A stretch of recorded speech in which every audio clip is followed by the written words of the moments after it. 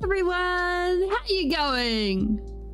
So today we are going to get enthusiastic about a few things.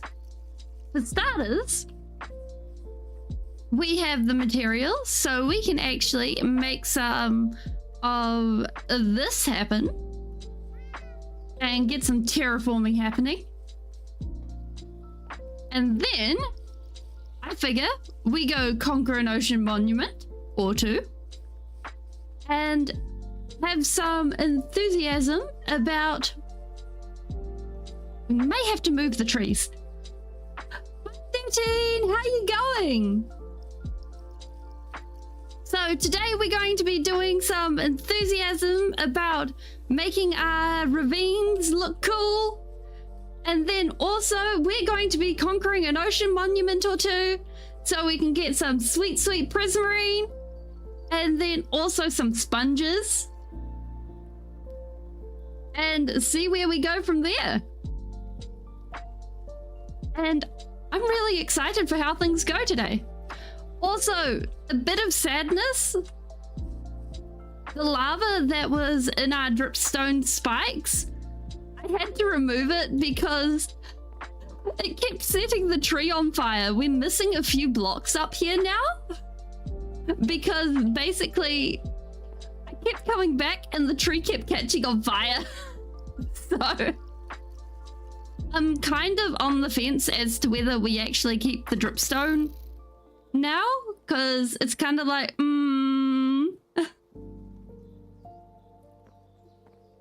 it's much of a disappointment, but yeah. Yeah, it looked really cool. Yeah, there's a whole gap there. So I'm thinking we keep the idea, and maybe if we have trees with warped wood or crimson wood, we do that instead, because that way we won't lose anything to fire, and that'll be really good. And that way we won't have any problems long term. Shooting that was probably not a great idea. Oh well. So I figure, first off, we finish tidying up this, so we have at least one of these valleys looking good. Yeah. I think it's a good idea too. That way we still have the cool drippy effect. And heck, we can probably even have it so that the drippy effect is more prominent. And we could probably even have lava, like raw lava, being shown off with glass rather than hidden.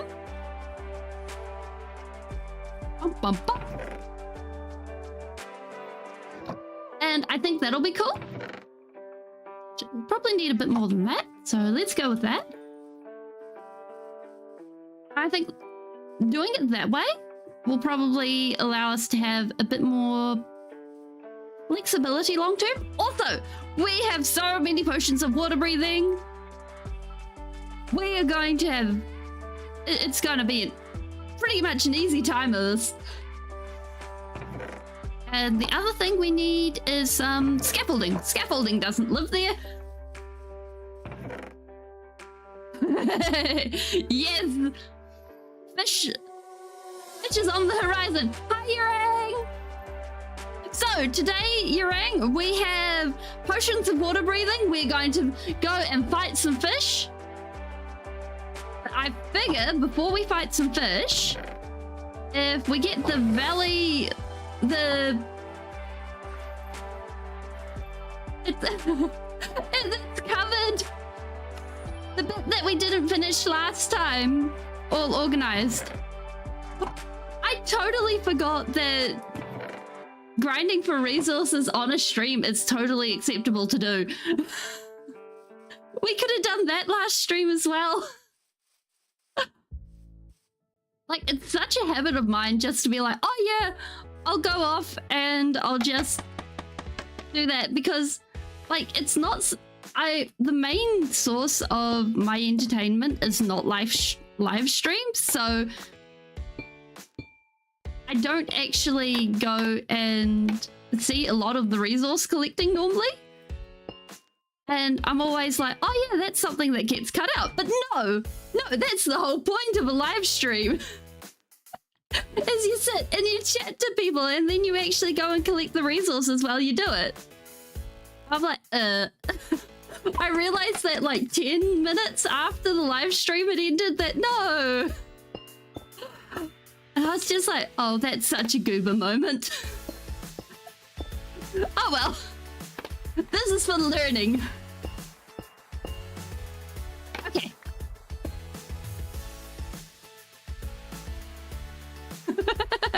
Yeah. Yeah, exactly.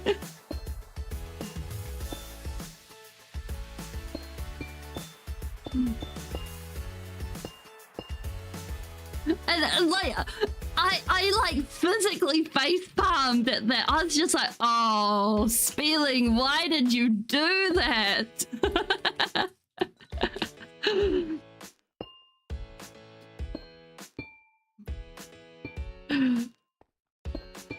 Like, I guess it's just part of the learning process. Like,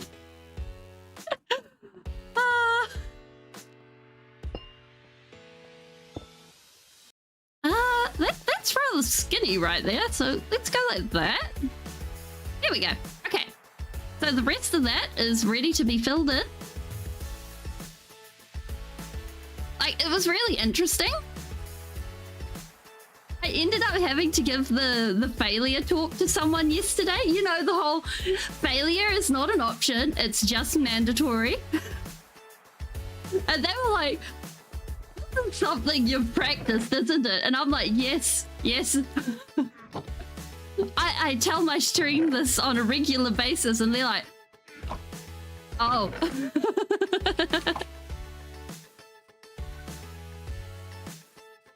And then they were like, I'm not sure I'm ready to hear this. I'm like, that's okay.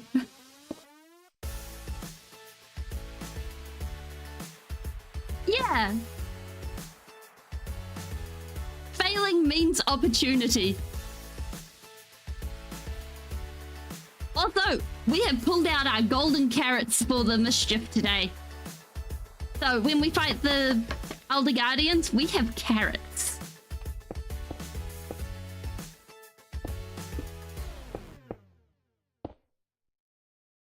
Whoop. Yep. And like, I find it kind of interesting how different people respond to that sort of stuff. And I guess it's just part of different people's upbringing and backgrounds. Because for some people, they find it really hard to bounce back after a failure or something like that. And it's especially interesting. Yes! Kidnap the volunteers! Put them to work! Volunteers need kidnapping. Yes, I do! I've had 300 subs for the last few days. And I saw it and I was like, oh wow, I don't quite believe this. 300 people think I'm worth listening to. Like, they're willing to listen to my nonsense. or willing to listen to me talk nonsense. This is amazing. It's quite impressive. We go like that. Like, I'm honestly not sure if people are signing up for, like, encouragement or Minecraft stuff or what. It's just like, yeah. I'm like, well, if they're there, then I'm glad they're happy.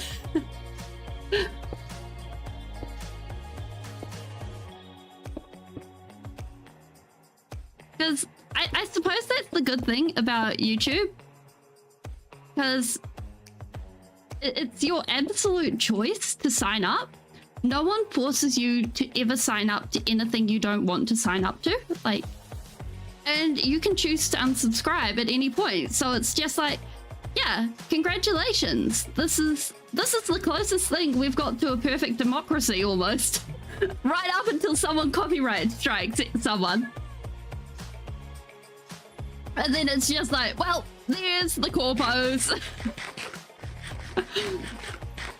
And from there, it's like, it's pretty brilliant in the fact that you basically have your choice in who you can speak to, who you can watch, who you can listen to, and all of that. And it's really great.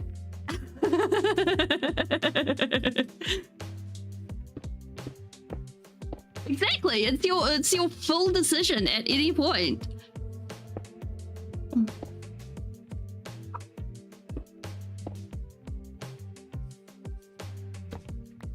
Although me probably talking about that is probably like from a business standpoint, that's probably not the wise thing to ever be talking about. It's probably like I mean, to be perfectly honest, I think being like one of the OG subscribers is probably more prestige than being the 5,000 subscriber or the 1,000 subscriber.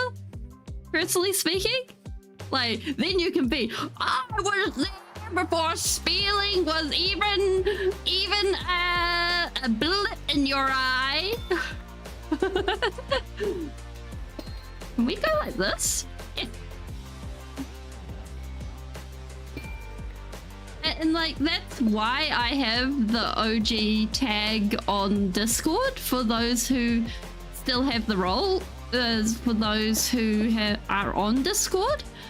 So the OG tag will be available until I hit 1,000 subscribers, and then I'll be removing it, like, or removing the ability to actually get it.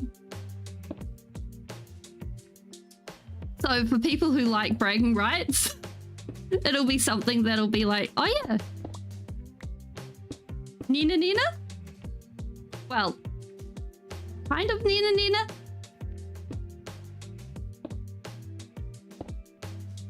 I really hope people don't actually turn it into an actual Nina, because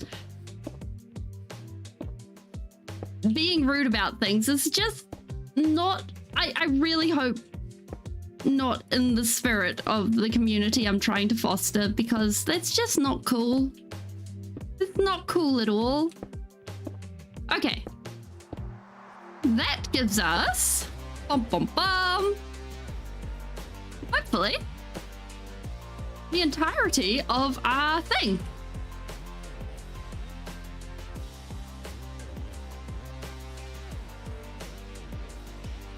And I'm thinking that this will join up to this crack.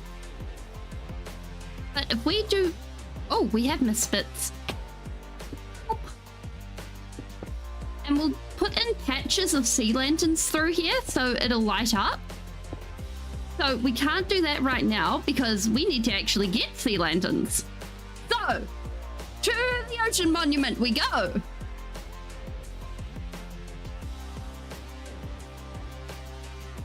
Oh my goodness, this is exciting!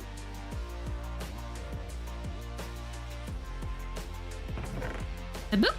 Oh no, we need to leave that behind. And that. Also, I'm just the best. The Allays kept escaping and breaking their leads, so they are temporarily in a dirt box. We will make them a fairy house, so don't worry, they won't stay in here. So, I believe we need to go this way, if I remember correctly. Oh, do we have our compass? We have our compass. This is good. And we should probably get a new shield. Oh, awesome. Okay. Extra shield. Okay. We need one of those.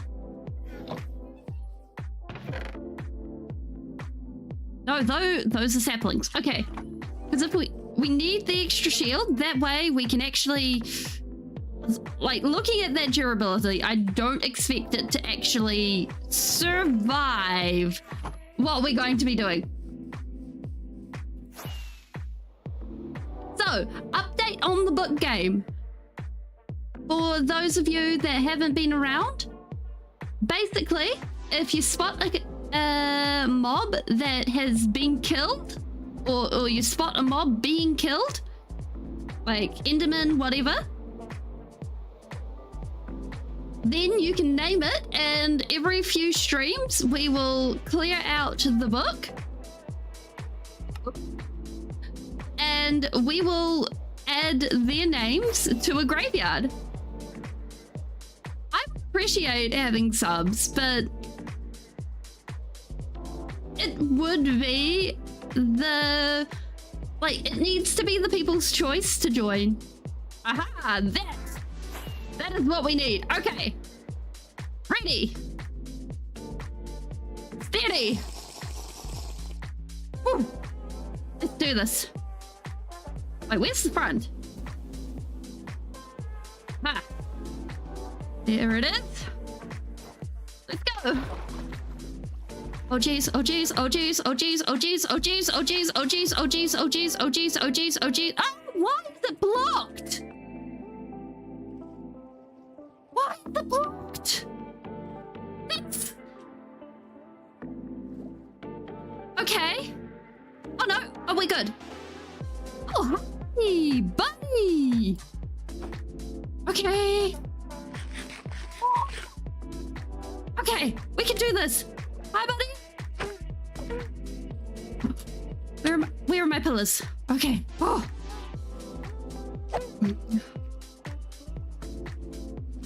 Oh. I am going to put you. If you drop the coast, what is it? The coast?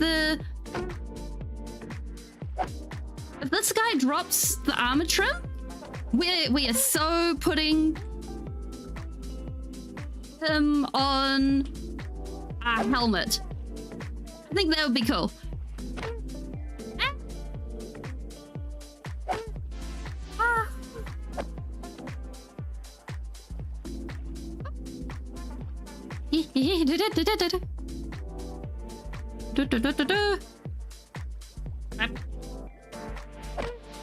Aha.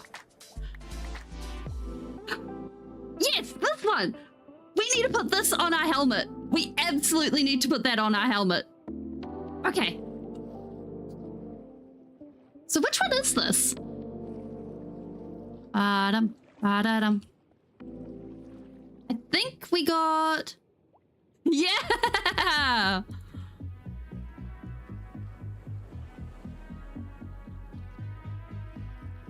Wait. Are you kidding me?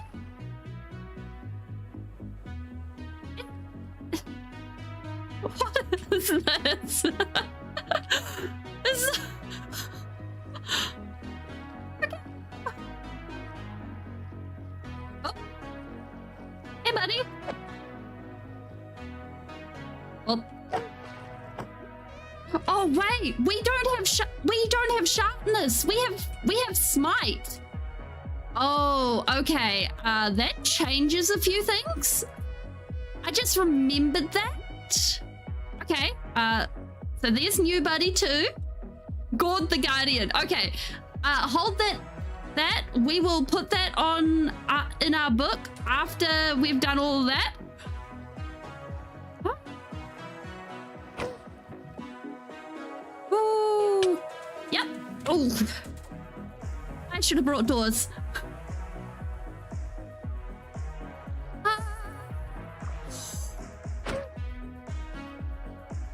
Ooh, so many lines inside. Okay, this might take... this might take... uh-oh. Ooh. All we gotta do is just keep spinning. All we gotta do. Right? Yes! Absolutely! They built it, they must suffer! Oh.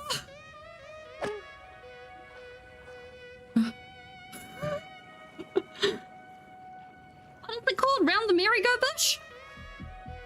That doesn't sound right. Oh boy. Too many lasers. We take a moment. We have an apple. We check our water breathing. Okay, we good. Yes, that's the thing. Okay, there we go. Where you be, buddy? Hi.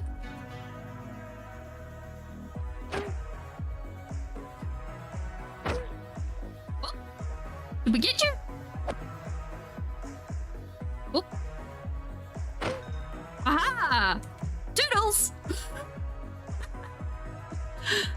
Wait, I think we should be able to follow that around and then find the other one, right? Okay, let's do it. Lights on. I think we're just going to have to take this one. There we go. Okay. We got it. Oh, like, there is just something about, lasers.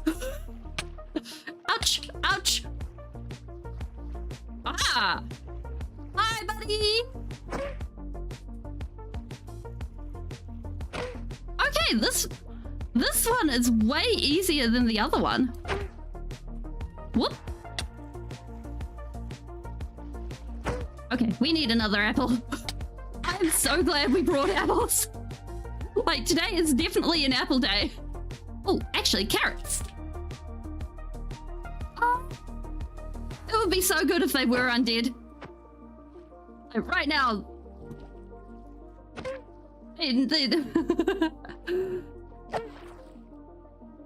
Well, like, the only reason we have smite on the sword rather than undead. Hi, Salah, welcome. Rather than anything else is because of the fact that, well, aha, there we go. Okay, all ours. Whoop. Okay, let's see if we can find some sponges. Oh, there's the gold. It's because of the fact that I didn't actually have... Oh, can we go up? Oh, we can go up. It's because of the fact that we couldn't actually get any... This is scuffed. Whoop. We couldn't... Yeah, this be Minecraft. We couldn't get any, what's it called? Oh, we need more water breathing. Oh, I found it. We must retreat. I couldn't get any sharpness 5, so aha, this is what we need.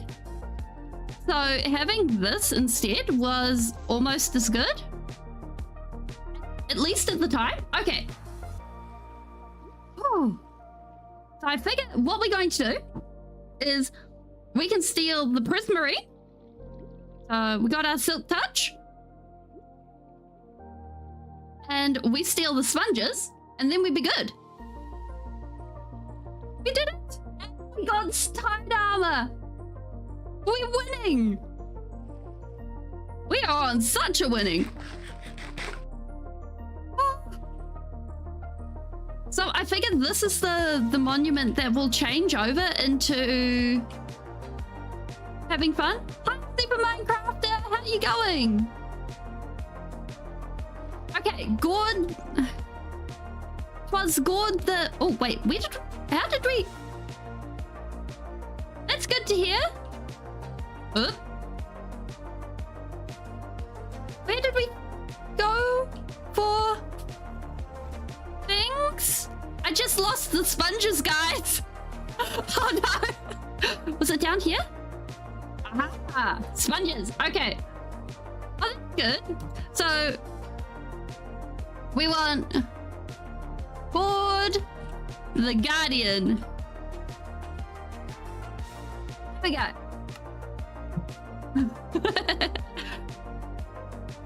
How's the mining fatigue? Aha, we're getting there. Okay. What do you expect? By the time we break this, we'll get the first sponge? Oh, awesome! I hope your base is looking cool. Is there anything it's inspired by? Come on, come on. Mining fatigue. You can do it. 5, 4, 3, 2, 1. Yes! Okay. Ah, sponges.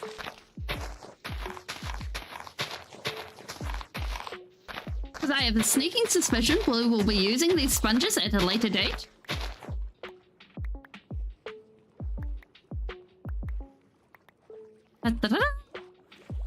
Okay. And let's see if we can get the gold.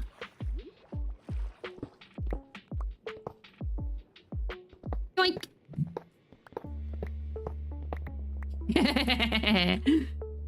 Okay, we should be able to just... let me out, please. Thank you. I think we should be able to just break out. Haha! Oh. Come on, come on, come on. We must be away. So, I'm thinking. This is the one that... oh, wait!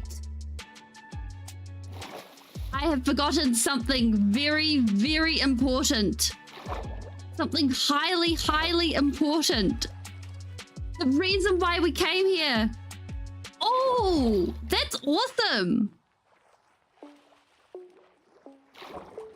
We forgot the reason why we came here in the first place. We forgot these. We forgot the light ups. We forgot the light up there. Oh, hey, 2 sponge rooms. That's the second sponge room. Heck yeah. Oops. Hi, buddy. Yeah, you stay down there. Okay, I think we should just need, what, 12 lamps for now? But if we grab the sponges, that should set us up for at least starting what we need. So if we go like this, actually, like this. No, we had it right the first time. Like that. There we go. Okay. And now let's see about grabbing a whole bunch of lamps. Nope, in here is a bad idea. Yo!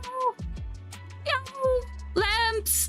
Lamps that are not completely surrounded by guardians. Please, save us. Lamps! Hello? Oh, awesome. Like, going from long hair to short hair it feels really strange initially, I think. And it's such a vibe. To like have it cut off, especially if it's something you've been thinking about for a while. And to me, I think it feels really freeing. Okay, I think that should be enough to get what we want done. And we'll come back at a later date with a lot of sand and we'll mark out where we want where we want dish for the perimeter circle for this place. So you are kidding me. This is the third sponge room we've found. Oh, wow. That's a huge change. Awesome. Hi, buddy. Yeah. Let's go down the hole.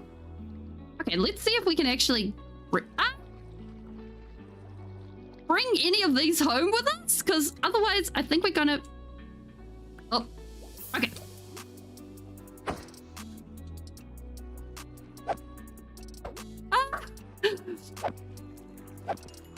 Okay, there we go. Okay, we can do this. We don't need that. Where did our pick go? This is so many sponges. My RAM has 32 gigs. It's a little bit of overkill if you're just wanting normal Minecraft. But I organized to have this much RAM so I could actually run a whole bunch of mods for modded Minecraft, because I play a lot of modded Minecraft in my time off, and it's my personal kind of favorite thing to do. Okay, maybe we just pop out through the top. Aha. Nobody will ever see us coming, hopefully. Please, nobody ever see us coming. We're just a casual person. I would assume so. I would assume that at least at some.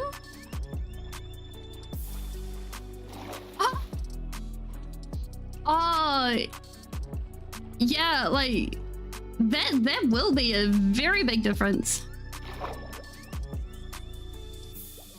Oh, it's fine. It's fine. Okay, let's get out of here. Look at all the sponges. We're gonna have so much fun. So, basically, long-term planning with the Ocean Monument, I'm thinking of having it so that it's way more open at this end than that end, and we'll end up terraforming the ground. So basically, oh yeah, like personally speaking, I think long hair sucks just to deal with in general, and like, that's why I go with short hair. And then we actually go with this centered, well, off center in a circle. And from there we go ahead and we have a bit of fun. I don't want to spoil too much just yet because we're not working on the project right now. But that's going to be our first main big project. Okay, let's head home before our wings decide to get a bit...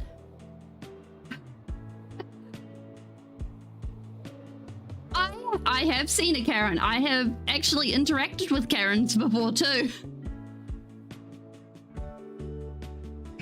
It is not like... I also... Like, the thing is, I used to like the Karen haircut before it became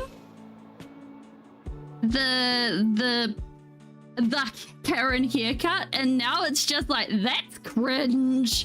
I'll go for something else, thanks.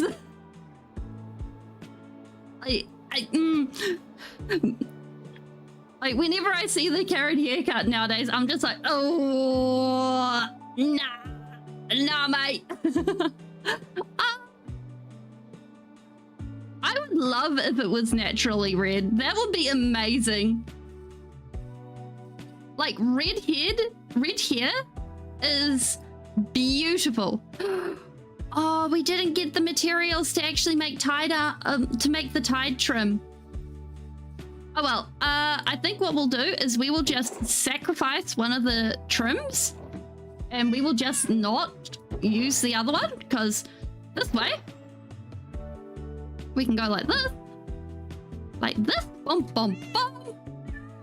Okay.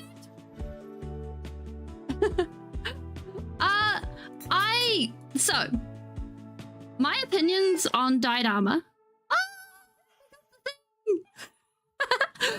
So my opinions on dyed hair is I like really, really bright colors in my hair, and that way I can go ahead and go wild. But that means that I have to be careful about caring for my hair. So I generally go through phases of going with my natural hair color and then swapping it out to a very, very vibrant color. So therefore it flips between my natural hair color and something very, very vibrant, because if it was blonde, nah, it's just one of the brown tones, which means that it doesn't take dye without actually getting a lot of bleach through it, which is one of the reasons why Oh, bro, you're on my build. Yes, take the damage, take the damage. Which basically means if I don't basically take more...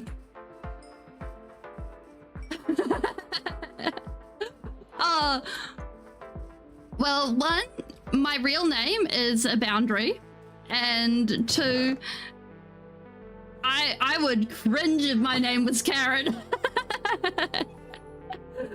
that would just be embarrassing, I think.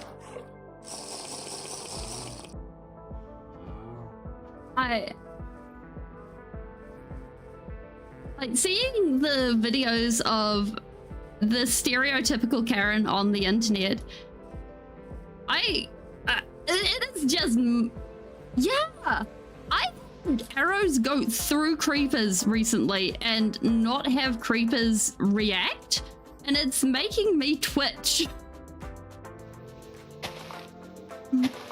Like, it makes me worried, honestly. So,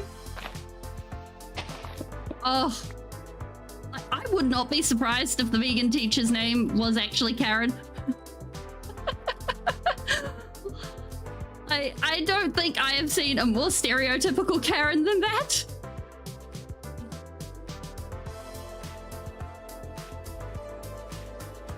Okay, we should... Like, this will end up carrying on this way, so we won't worry about that for now. I think we overloaded on bringing the soul...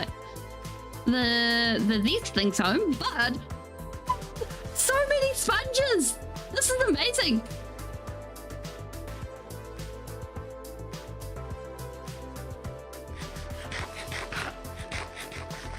Okay, so we need some purple carpet, which means we need some shares. Oh, we got an even better option for that. So if we go to the nether, let's grab a crown.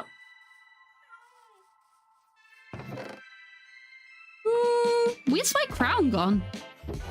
Aha.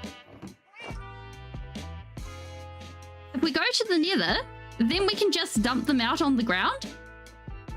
And we won't have to worry about using up any fuel. I mean, frankly, being vegan for a lot of people is just not an option. I mean, it is physically not an option for me. For example, like, it is just not something that physically possible. I mean, I can't even be, yeah, like, my options. Oh, you poor cow. Welcome to hell.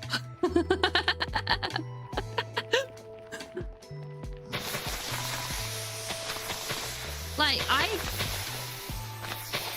my options for protein are only animal based, and it's just like, well,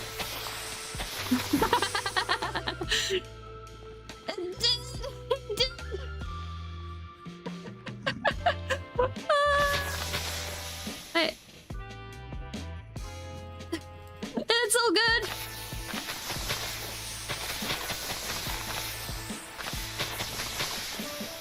Is it bad that I'm looking at this and I want to do a sponge biome?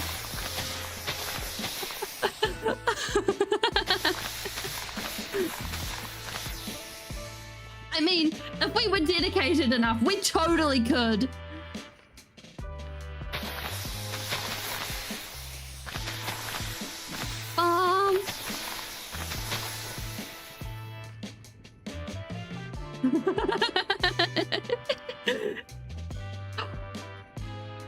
I left the hoe behind.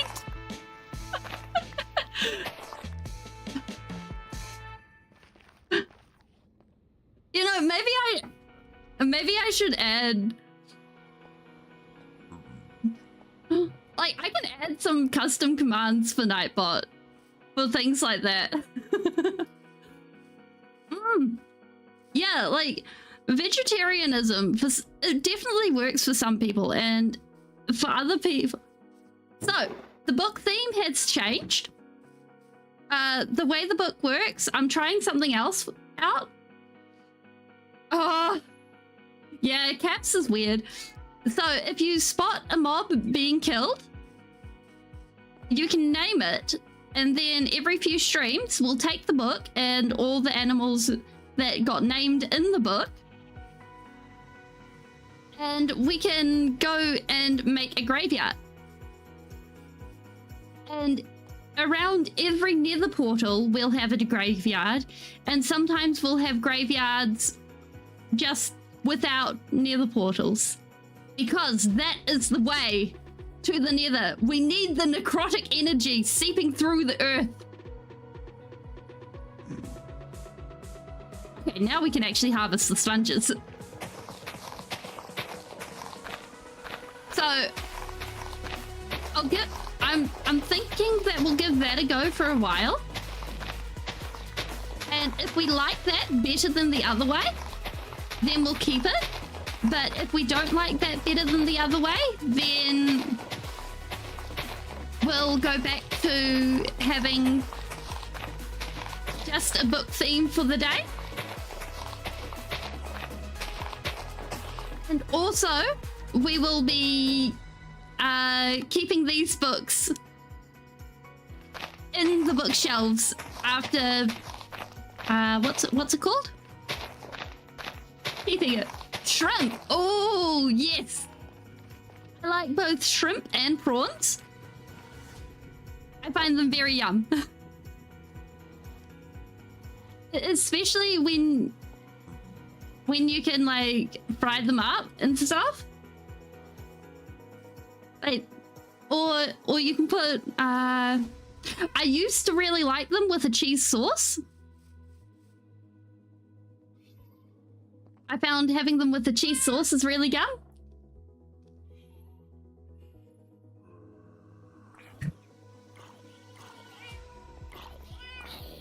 Ah. Ah. Hopefully. Yes, we have mending. Ah. No, I've had a bit too many creepers to the face recently. I think taking off the shell is also important in this situation. Actually, let's check out fan supplies. Okay, we're sorted for sand. We could actually... Oh, wait, how much? What? You crunch down on the shell? You eat the shell as well? No.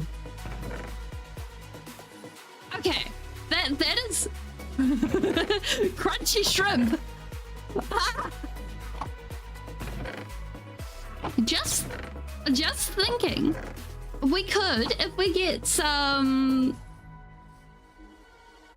invisibility potions, it adds flavor. Oh, gotcha.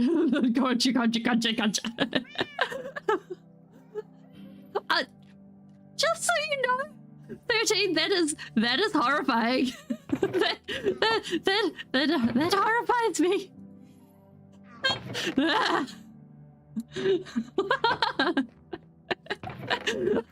But I suppose each to their own. Each to their own. Ah. I mean, that being said, in different places there are different ways of eating shrimp. Like here in New Zealand, it's generally expected that you peel the shrimp and then you put it in the pan. So you peel it out of the shell and then you put it in the pan, or you cook it, or you cook it however you want to cook it. If you crunchy. Oh. But if Okay, I am an adult who is responsible and can cope with crunchy shrimp.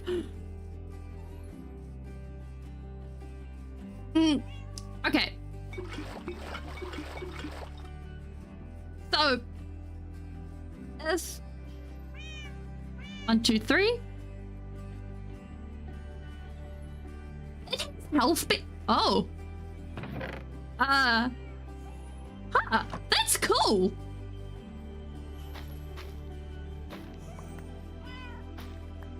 Also, like in the Philippines and China and stuff like that, it's expected to like eat the shrimp whole and then suck it out.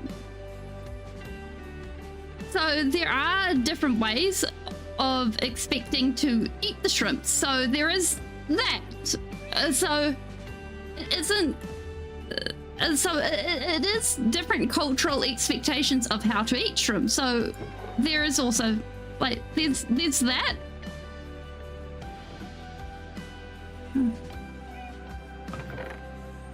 Okay. I don't know about you guys, but I'm kind of itching to go and put down the border for what we're doing. Is spring water or purified water better? Well, I think it depends on the spring, because I've had water from multiple springs and they've all tasted different, and in some cases, now meaning right from the spring, and in some cases the spring water tasted like terrible, and in some cases it was the best water I've ever drunk. If I could drink water for my whole life, I would drink water from some of those springs. But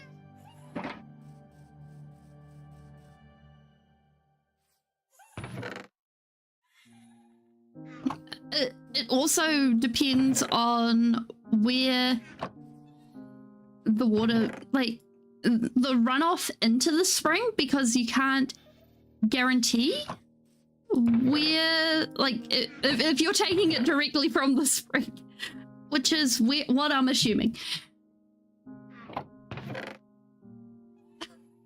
I hate energy drinks, to be perfectly honest. I think energy drinks are just gag worthy,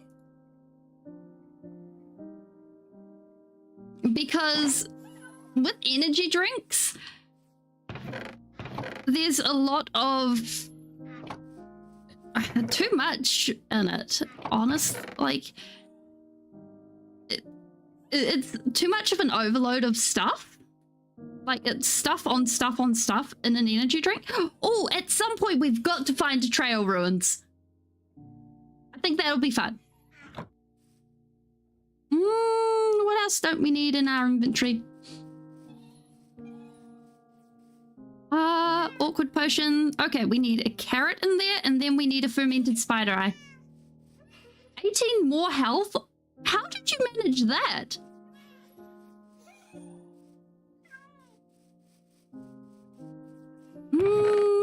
We need some of those. We need a lot more of those. Okay. And brown mushrooms. Shrooms? Shrooms. Well done. Sugar. Sugar. Sugar. Sugar.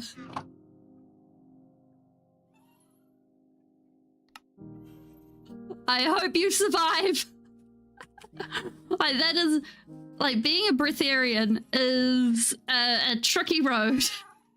And I don't think anyone has ever survived being a breatharian.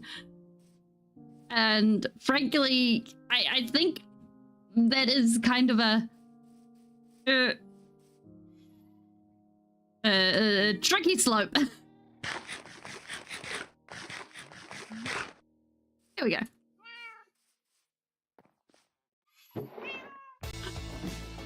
How are we going? 3 minutes? Okay. Redstone. Skabam. So I'm thinking, like, I gotta say, what's it called? Oh, good. Like, chicken. If it's good chicken, then it is always a good time. I'm thinking we go and we mark out the perimeter for... What's it called? The Ocean Monument. I really want to do that, guys. It's bugging me. It's there. It's teasing us. I think we can do it.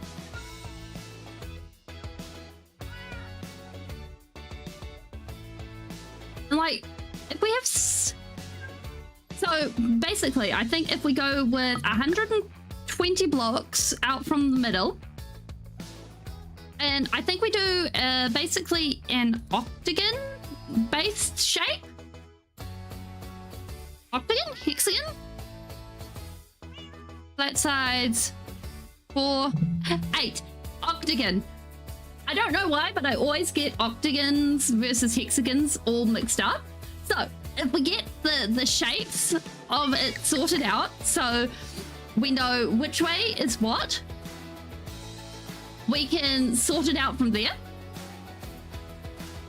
And then, like, I think we can bounce between that project for a bunch of grinding and this one for smaller things just in between. Invisibility. Redstone. We got redstone somewhere. I think that'll be a good way to manage things. Because I think in here... What, an octagon? Yeah. Octagon. There you go. Is that better? Octagon.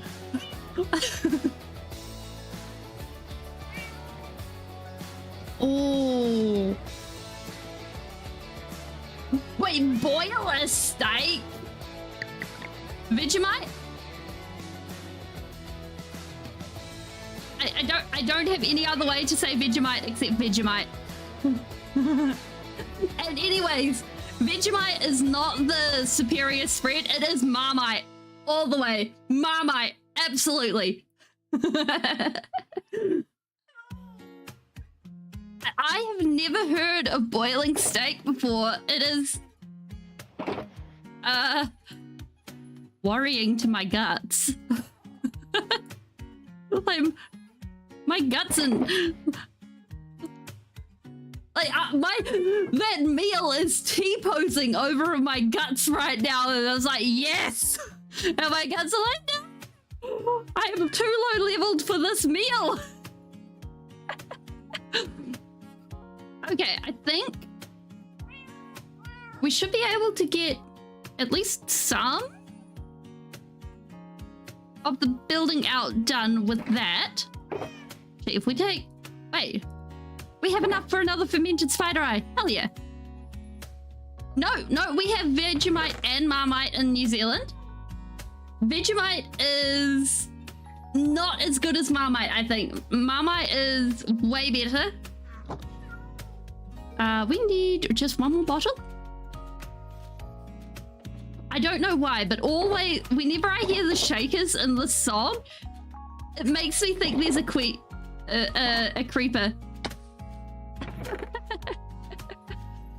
Slow falling dragons. Wait, where did we put the bottles? Aha.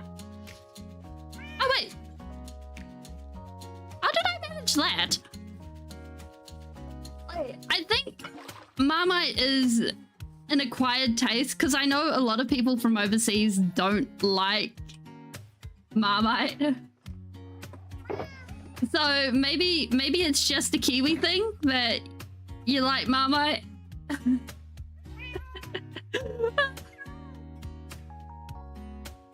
Ah yes, the spoiled steak is perfectly medium rare.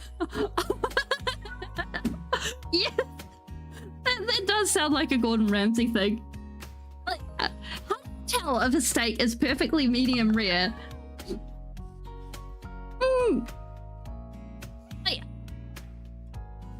I always thought that Vegemite tasted more like rotten food versus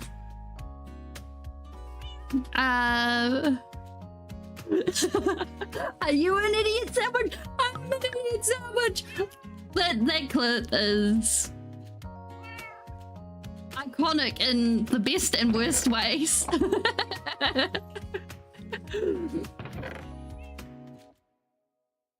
Okay, this should give us enough time to do our thing. So if we... Why do I keep going upstairs for my ender chest when I have an ender chest here? Boom. There we go. Okay. Step 1. Potions. What? Oh no. 1, 2, 3. Okay. Here we go. He's done it multiple times? No way! That is both amazing and horrifying.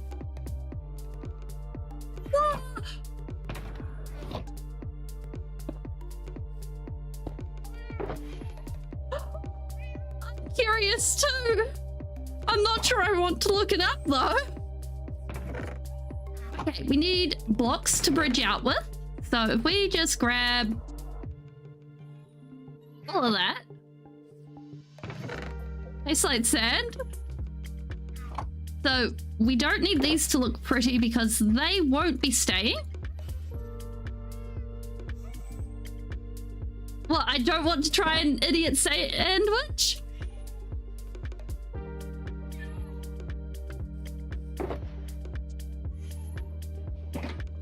I mean...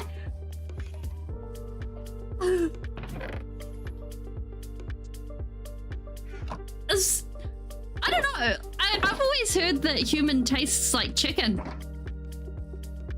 Like, that's the one that comes around here.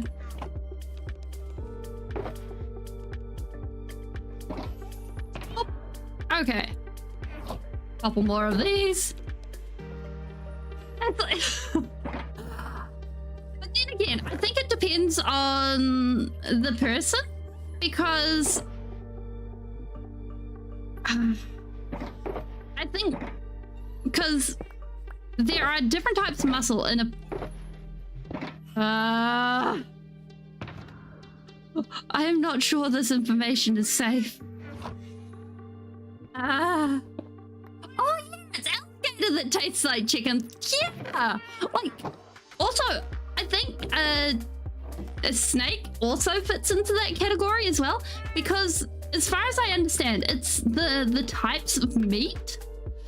Because you have fast twitch muscles and slower twitch muscles. And it's the same with, like, the difference between weightlifters and runners. They have different types of muscles involved. So if you think about ambush predators, they have a lot of fast twitch muscles. Okay. But a lion, let's go with a lion, they would have a lot more of, I think they have the longer twitch muscles, if I remember correctly. I am probably getting this absolutely wrong.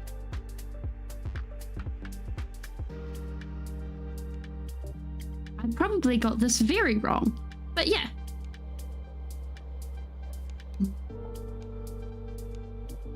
Oh, that is like, I don't think I've ever had a teacher yell at me for a whole 20 minutes. That's a lot of yelling. Okay. Hello, Ocean Monument. Okay, so first step. We drink the invisibility. Second step. Everything except the elytra. Third step. Elytra off. Shield off.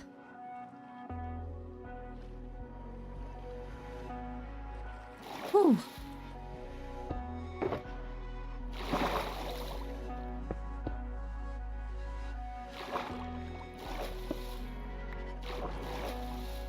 So,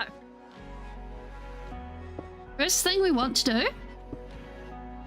Oh, don't blame you there.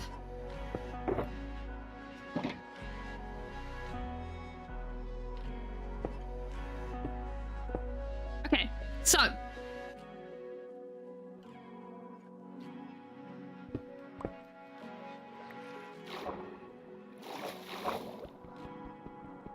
come on.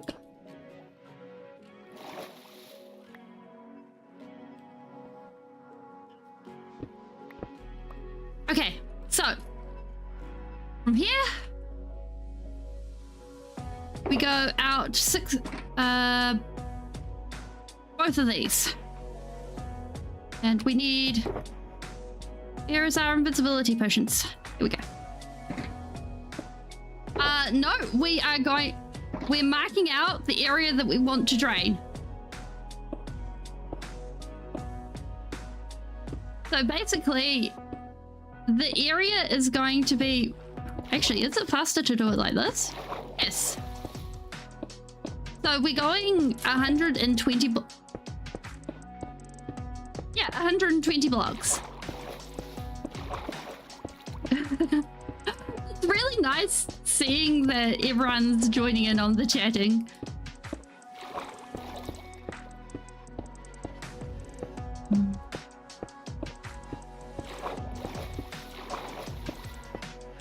But that being said, like, it's also cool when people just hang around and lurk, because I know that for a lot of the world, I don't exactly stream in a time of day where it's great for people to talk. Yeah.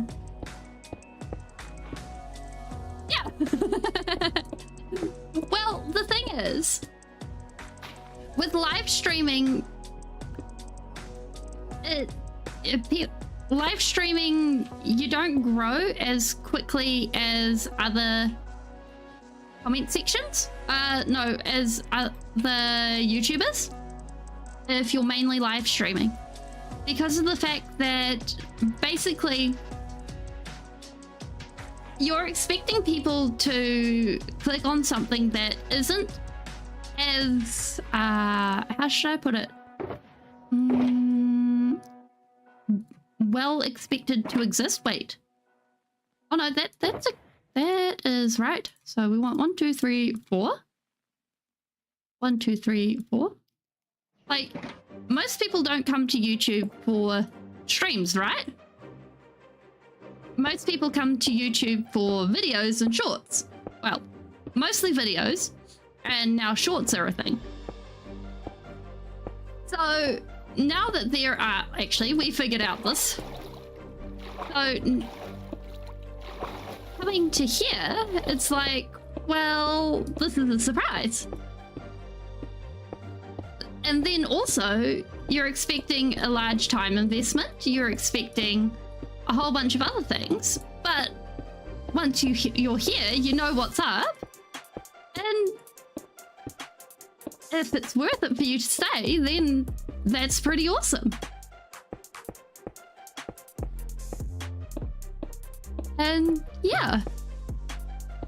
And I'd rather it, like, you guys have something pretty awesome than something pretty average.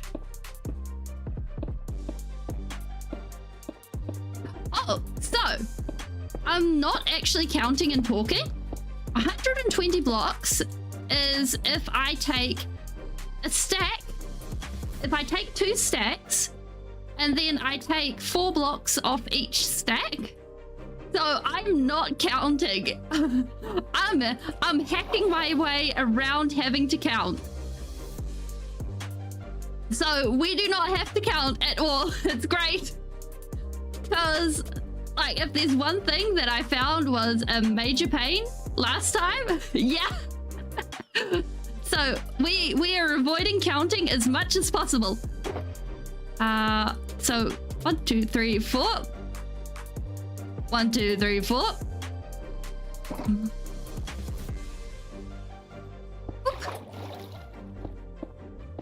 And by doing that, like, if we do use this hack, we are good. And then what we'll be doing is we will be going and we will be going probably 32 blocks in each, 32 blocks, 60 blocks, something like that in each direction. And that'll give us our general point of shape for this build. Because I think if we do an octagonal build, it'll be cool. Wait a minute. How do you guys say hexagonal? Is it hexagonal as well? Hexagonal? Anal?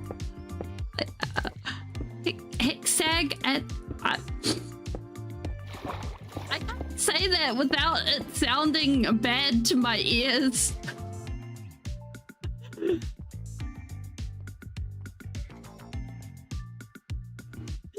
Yes, US English is very bad.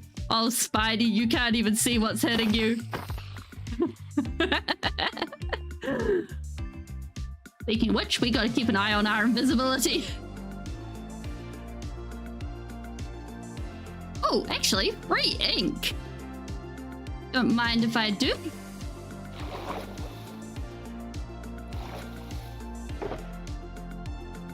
So, and we can do this whole mix and match thing with any of our blocks too. And it should still be fine.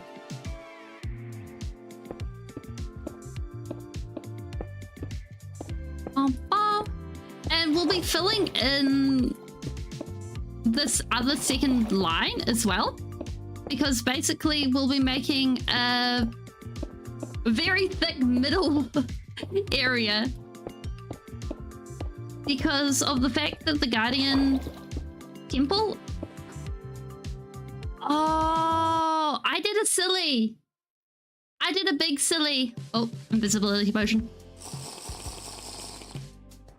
Because of the fact that I was going to have the Guardian Temple situated not in the center. Okay. We will fix that. And we will figure out what we want to do with that. Oh, not that. Because, okay. Maybe we go with an oval instead, or a kite. Because, actually, if we go with the kite shape, that'd be pretty cool. Then, okay, which way's north? Which way's south? Because we could do like a Southern Cross situation. That is probably something that has no context to you guys. So the Southern Cross is a major west-south. Okay, that way's south. So in the Southern Hemisphere, the Southern Cross is something that is basically like the North Star. It's the constellation that's used for finding south, finding the point of south, and it's what you use to navigate. It's a major point for navigation. If we add, probably, let's think about this. Maybe 30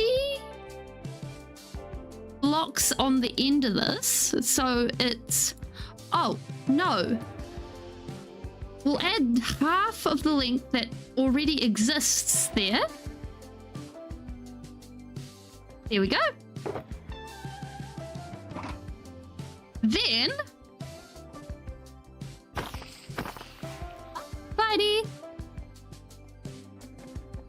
then what happens is we get a really cool kite shape out of it. Oh no. Oh. No, that doesn't work either. Oh, I'm really disappointed about that. Because of the direction that this is facing, it means... Okay, let's brainstorm for a moment. The kite shape, I really like the idea. Southern Cross won't work. Because we could have gone with a really cool constellation theme. Okay. New plan.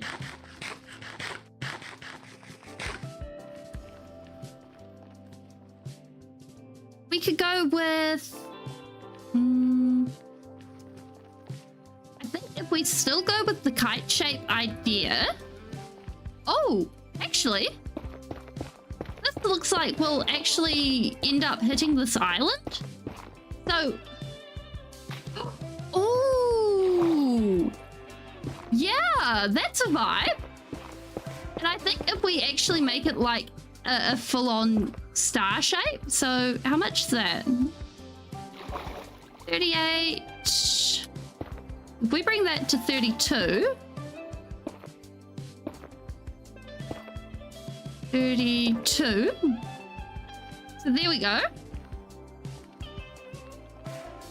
So if we have it so that the points of this are long, like these top and bottom points are long, I'm kind of killing the spiders in hopes that we get more spiders' eyes and ignoring the rest of the mobs. So the top and bottom points are long, and then those will come out on the diagonals. We'll worry about the rest of it later. And then hopefully we should have our shape. Ba-ba-ba-ba.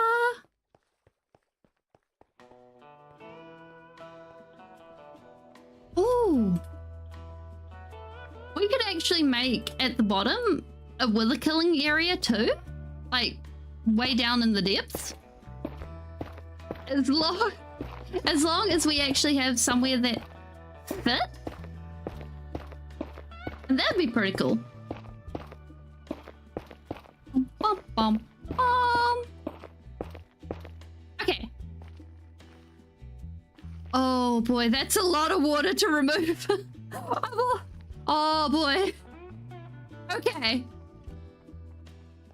So, if that's 120 plus 32, that's 152. That's 120. So we should be able to go with... Or... We're going to be spending quite a bit of time here. Oh. Just grab one of those, because I have a feeling that's going to... Yeah, like... I think having a build that... Yeah, we have lots of sponges. It's fine. It's fine. And... Oh no. Why is there a ravine? Okay. So, in theory... Let's eyeball this. This looks like it's going up one... Like this? Yeah, this looks vaguely right. Let's see if we hit it.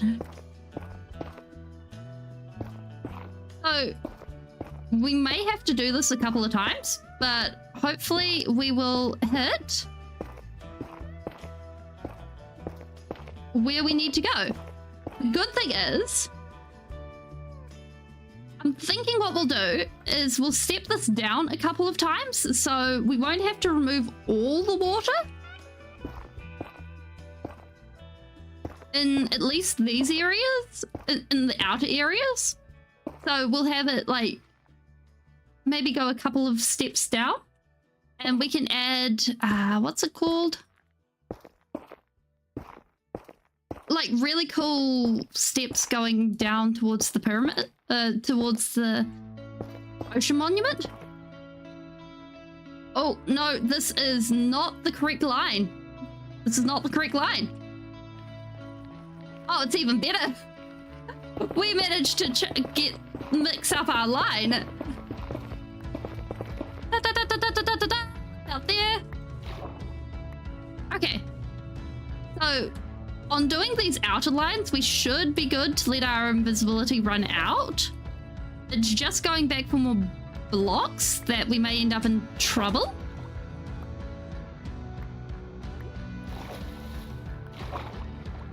Oh, actually, we can go like this. Da-da-da. Okay. So, ooh. Let's try that again. 2.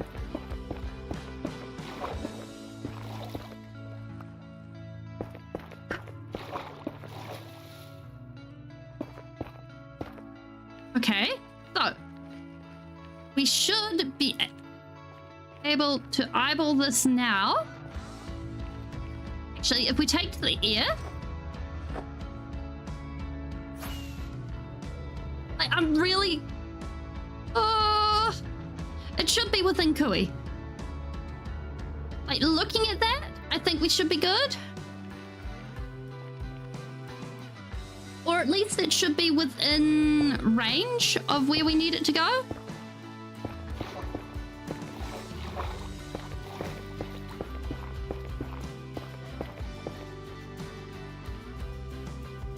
I have a funny feeling we're going to run into this problem a few times.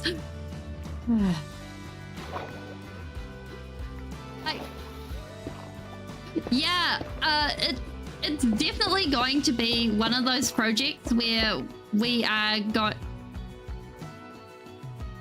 going to spend a lot of time just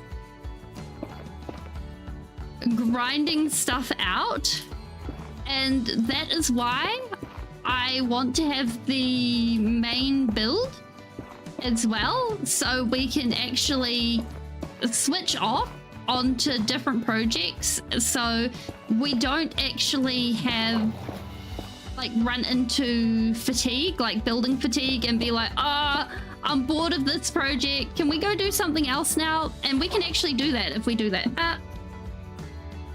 Let's just turn off the heater now. I forgot I left the heater on.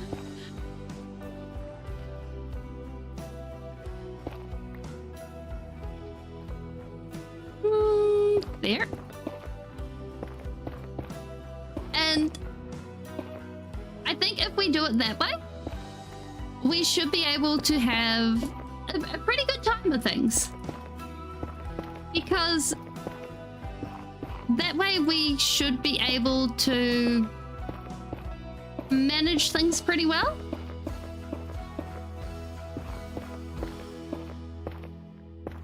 And it should come out all good.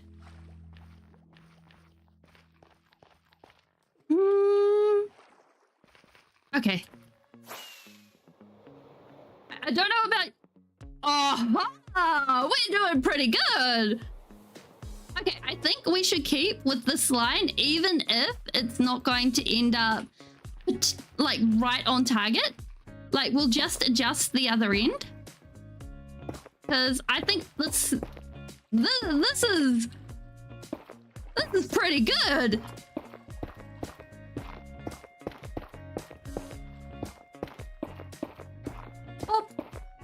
We'll just make sure that we've got all of the points correct.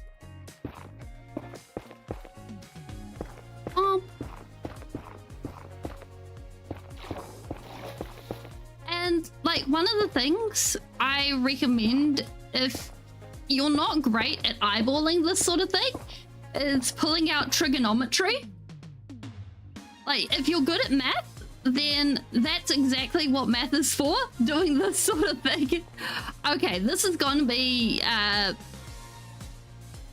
not going to aim. This is not going to hit. Okay, because that's what. Yeah.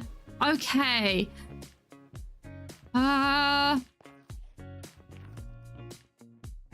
Huh.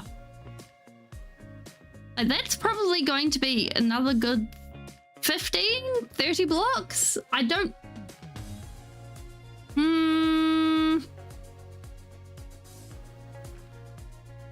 This is why we math things.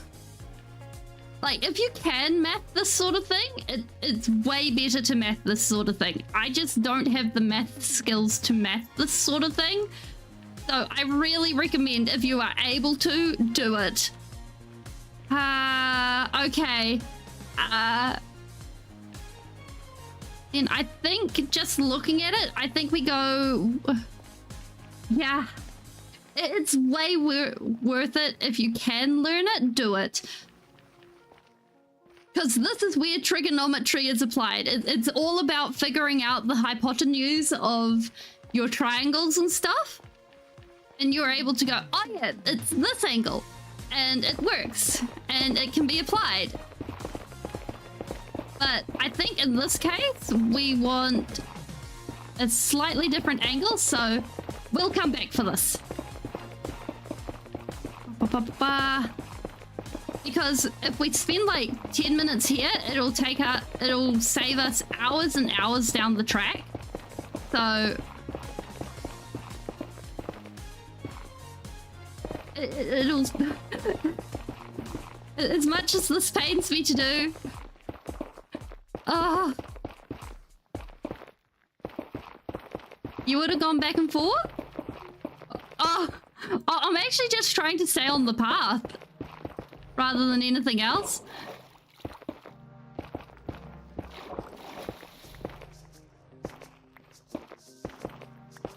Okay, I think the path we need is probably like this. So we've got 1, 2, like that.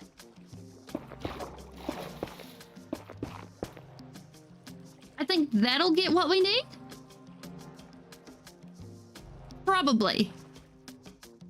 I think we should be able to get it with that. And if we can't, it'll be a way closer than what we had. And from there, we should be good. Oh. Yeah.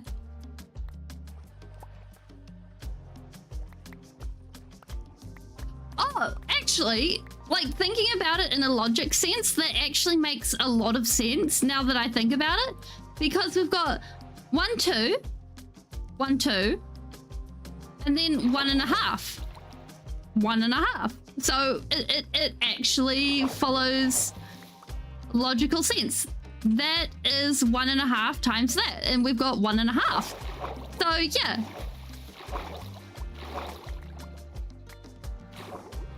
So in theory, it should work.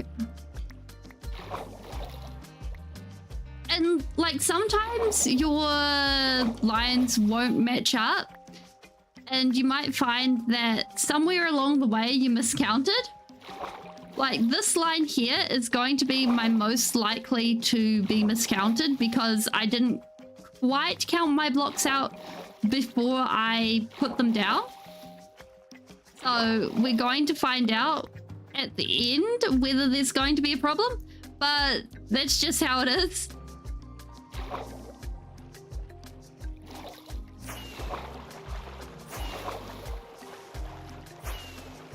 Meow. Aha. Ba-da-ba-da. So hopefully it should be fine. Ooh.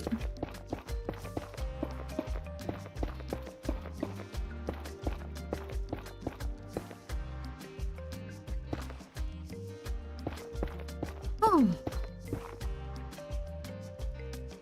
I should not be in charge of this. Like,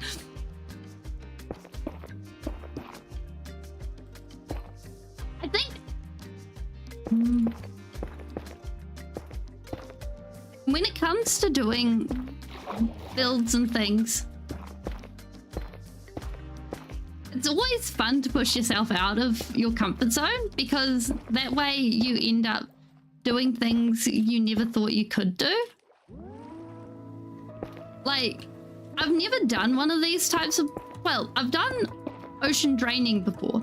I drained my stronghold, but ocean monument? No, this is the first. And... Wait, 1, 2, 3. No, you're an imposter. There we go. So this is really exciting. And I'm really looking forward to seeing how this goes. Ooh. And it's a lot of fun playing with geometric shapes, because when you play with geometric shapes, you can actually break free from a lot of traditional building convention and not worry about how gravity and stuff will actually affect your build.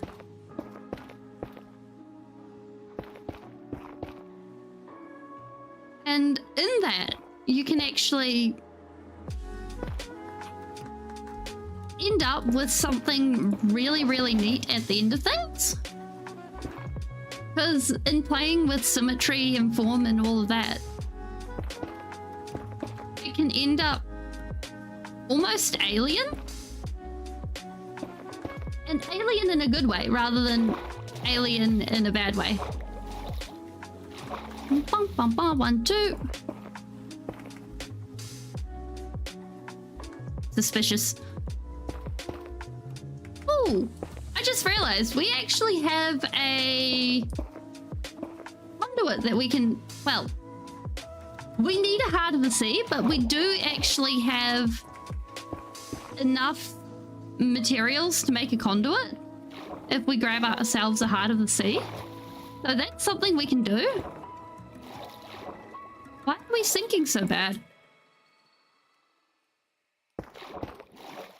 Are my wings open? No? No problem. Eh. So weird.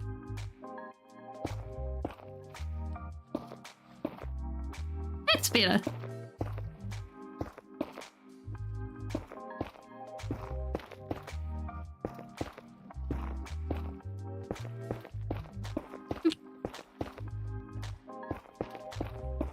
There we go.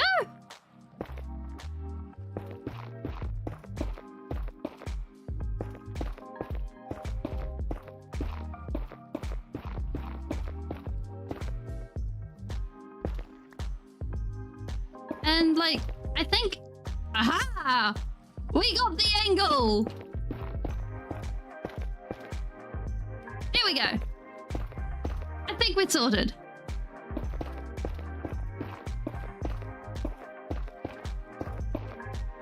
So, nope, nope, not that. Okay.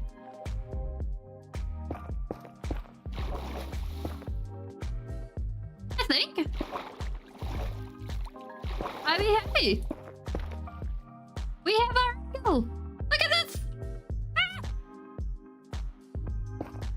It's only a couple of blocks out. Like, technically we could go back and adapt and adapt and adapt, but I think I'm really happy with this. 1, 2, that. And then there. Boom. We're sorted. Okay. So now, all we need is if we copy this, I'm kind of thinking what we'll do is we'll work on this section by section. So if we've put down the stuff for here, rather than go ahead and do the rest, I think that'll be the way to do it. Oh, wait, no. Actually, different plan. We work on the area around the Guardian Temple first, Because that way we won't have mobs spawning on us. Yeah. So we'll outline this, or at least... Oh, wait. I just remembered something very, very important. This is actually that. Which is something that we need to remember. Because that means that that's actually like that. 2, 1, 2, like. So, as if we look down there, that's what it looks like. So that's something very important that I had not considered. Oh. Oh. Oh dear. Because of the fact that a guardian temple is... It's even. Who builds a guardian temple? Like, why has Mojang put an item in the game that's even? Built on evens? I can't think of anything that is sensibly designed, that's built evenly. None of my builds that are sensible are even. So they don't count. Oop. Okay. How much of this do we have left? We have sand, we have sand. Okay.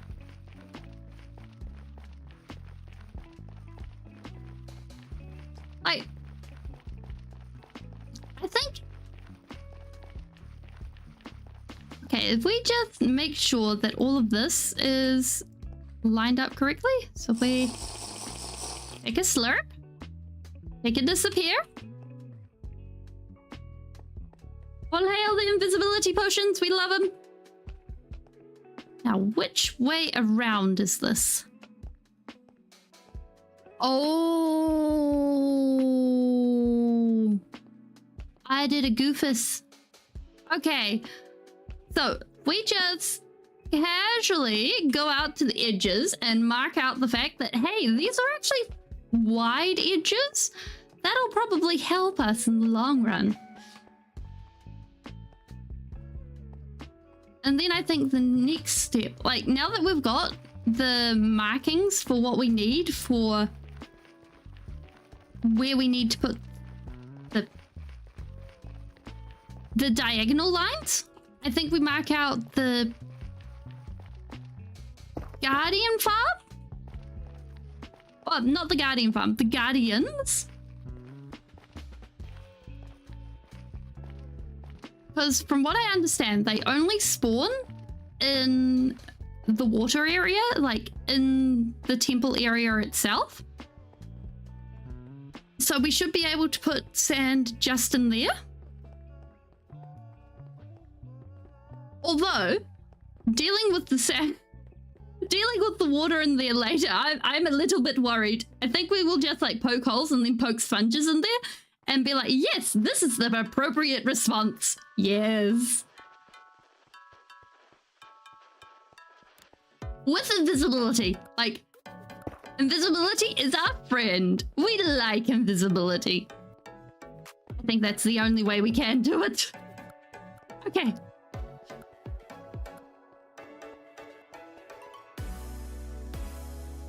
Hi, Guardians. What is that? There? Oop.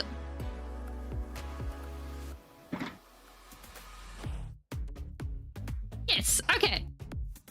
So we can just do the sand thing. Like, it's really interesting.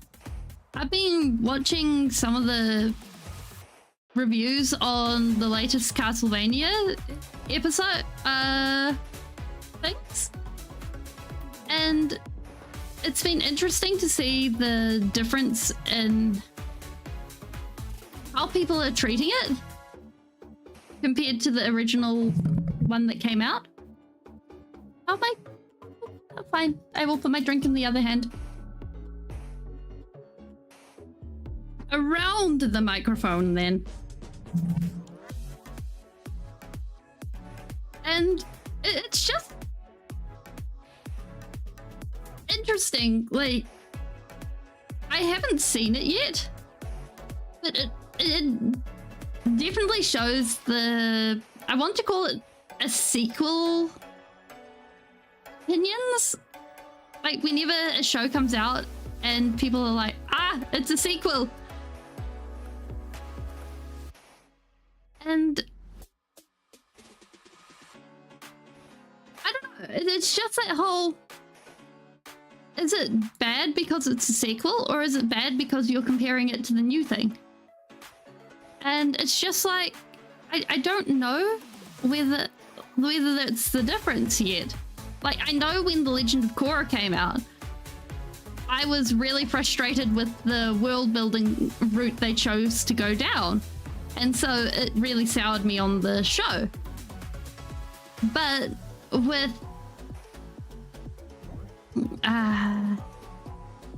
Castlevania, I'm really excited to watch it because, hey, French Revolution and vampires sounds really awesome to me.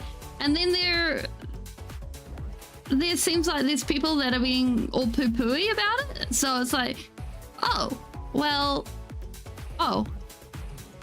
So I'm like, oh, well, maybe it isn't as hype.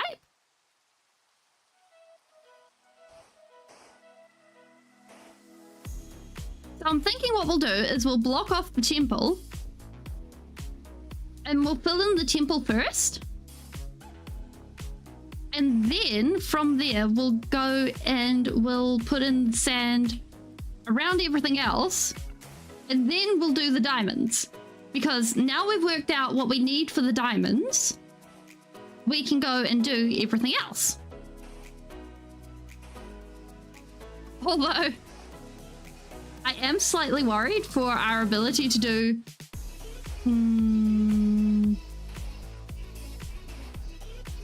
anything via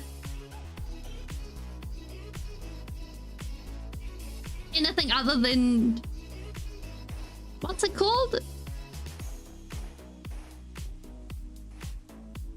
Being under the lovely effects of invisibility. There we go. That's the words. They're the ones we like to use.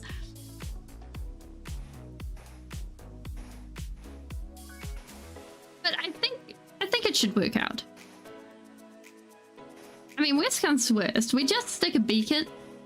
Not a beacon. We don't have a beacon yet. It is a sad time that we don't have a beacon yet. It's probably something we should look into getting. Because having a beacon would be so nice. So nice. Not that one. This one. Oh, one of those.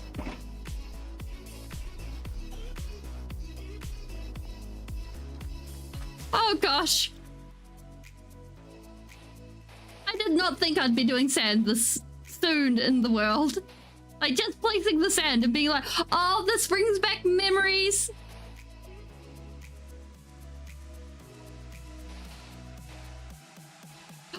Oh, we're going to have to check for underwater caves and stuff. Because if a guardian's spawning in underwater caves, that's not going to be great to be clearing out afterwards. So we're going to have to look for some of those and make sure we get all of them. Because if we don't, that's going to be so many problems. But otherwise, I think we should be good. I mean, we're in shallow water, so yeah, it should be good times. Yeah. Because there are some deep entrances to caves around here, but overall it is shallow water, so we should be good, right? Invisibility. I shall not give you a chance, good sir. Here we go.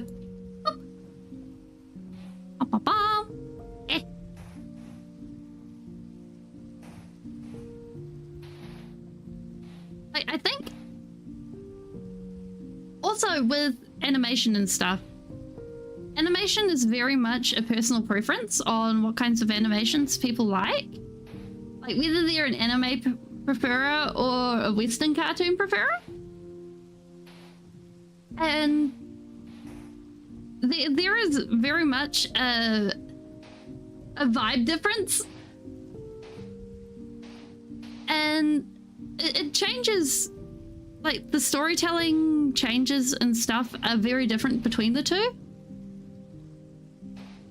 And especially the motifs and things. It can be very challenging to talk with different people about them, between them.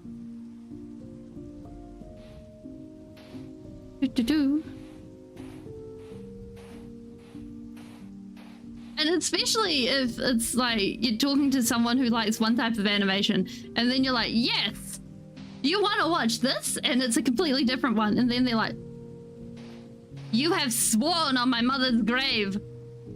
Be gone. Like, some people get really defensive about their preferred media style. It's really interesting. What? Oh no, we're good. And sometimes I think it would be nicer if people chilled out about it. Okay, left-handed drink is not the way to have a drink.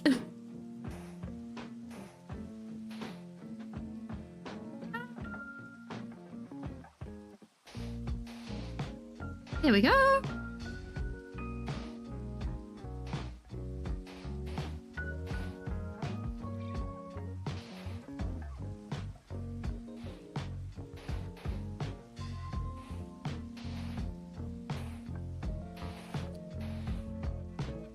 It's also, I think, interesting.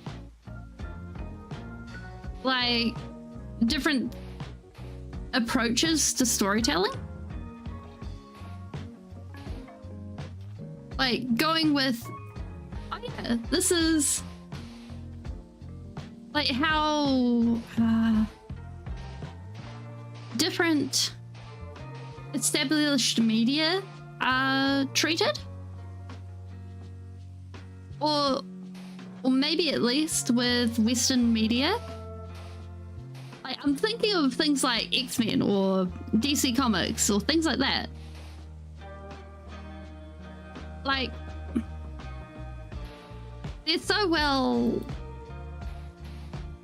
established. Everyone knows what they are once they're even vaguely into comics. And, like, even as kids, you've got cartoons about them and stuff like that. And by the point you're an adult, everyone knows, oh yeah, that's Wolverine, that's Jean Grey, that's Professor X, that's Superman. You'd never guess, but X-Men was really awesome. Or at least I thought it was. And it always fascinates me that they both kept it running and that they've rebooted it so many times. Like, oh yeah, we tell the same story so many times, and it's, oh yeah, that universe was actually a thought experiment. That universe was a universe that exists. Do you have a trident, sir? No, you do not. I do not care about you. But it actually exploded. Or that universe was actually something else. It was actually kept in a ball. And like, some of the things that come up for reboots are absolutely fascinating. And that being said, like, there are some really great non-superhero comics. Like, I think one that I read was called East of West, and it was like this post-apocalyptic cowboy comic, and it was so cool. It was really nice and refreshing and stuff. But I don't know, stuff like that just doesn't ever seem to catch mainstream attention in Western media. How is my night vision? I think now is the time to fill up. No, we are all good on sand for now. We can at least be good, but we will need to get another invisibility potion soon. And like, I think being able to get a foothold in more comic styles and stuff like that would be really cool, or at least have them popularized, because that sort of creativity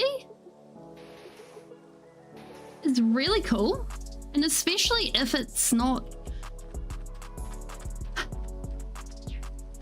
pushing, like, if it's really good writing, I should say, if it's really good writing, that's where creativity shines in story.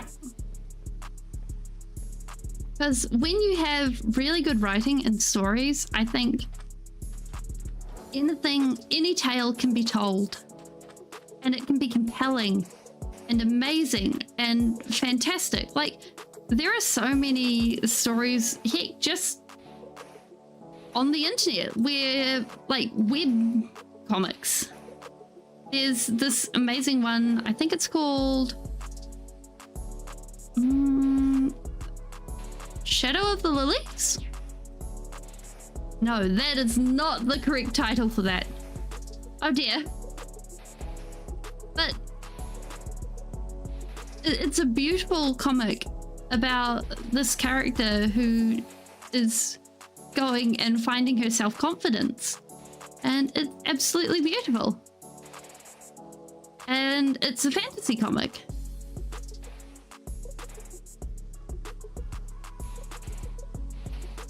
And like, stuff like that, I think, is really cool.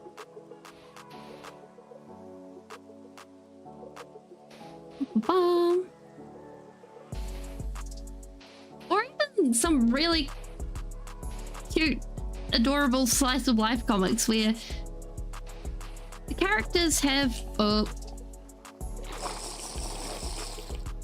yeah, you don't see me, I'm invisible. However, let's just thank you for telling me before the Guardians did.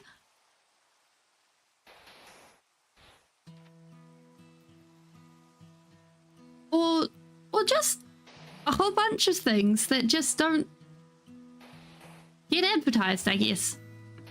Like boutique comics, I guess, with really great writing that just doesn't get picked up.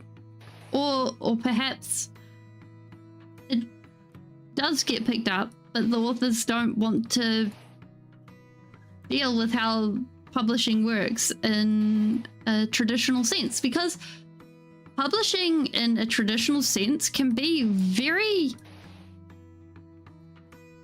time-consuming and opaque, and something that can be really tough on the artist, the writer, or anyone, really. You can be stuck in deals for a very long time, and the money you make off it is like pittance. It can really suck. And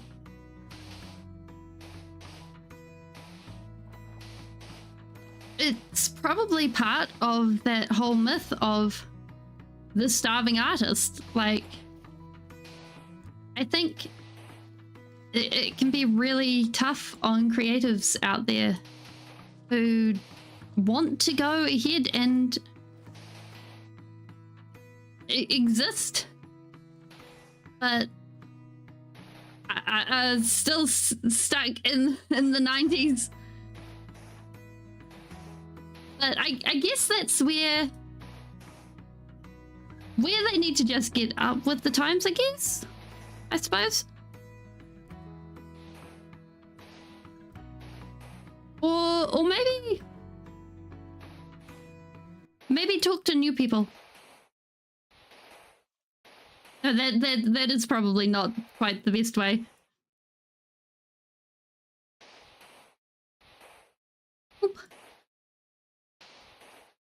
Because also with artists, like being a business manager and being an artist are two completely different skill sets. And you can end up getting very mixed up. And it can be kind of awkward being like, yeah, I need to do the money thing, as well as being a drawer or a writer or a insert item here. And I suppose the same is true for a lot of people, because I know for a lot of countries, they don't really teach financial support. We're placing sand. And also just talking about, I guess, creativity and art and stuff. And yeah. So basically what I'm doing is I'm walling in the Guardians. So now that we've got our general diagonal line. Oh, Spider. Hi, Spider. I would really appreciate your eye. Would you like to give me your eye? Thank you so much. So we're walling in the Guardians. So basically from there, we can go ahead and have them safely secured away so that from there, we won't have to worry about them showing the party what's boss, and we'll be able to unflood the place. Except I gotta double check the spawning. Yeah, I hope it's a good deep talk. I just gotta make sure that the spawning radius for Guardians, because I'm pretty sure, yeah, I have 2 shulkers of sand.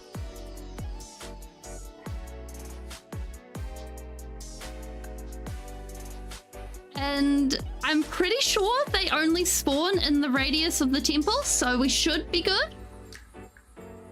But I will double check that before we actually go and full on do our thing. Because otherwise we will have problems and have Guardians popping up where they should not be popping up, and that will be a big problem. We will have so much problems if that happens. But it is what it is. Like, and I think when it comes to comics, it's also really interesting because a lot of webcomics are Patreon funded or something like that. We take a quick drink while the sand be placing, and hopefully we don't like. That's the only problem with having the mouse on the right side and your cup holder on the right side. If you move the cup to the left side, it's interfering with the mouse, the mic, and it don't work too well. I think I'm gonna have to put it back on the right side and see how that works. But like with a lot of Patreon funded webcomics, if people get bored or the Patreon dries up or something, the comic just disappears, or the artist might just change their minds. Like,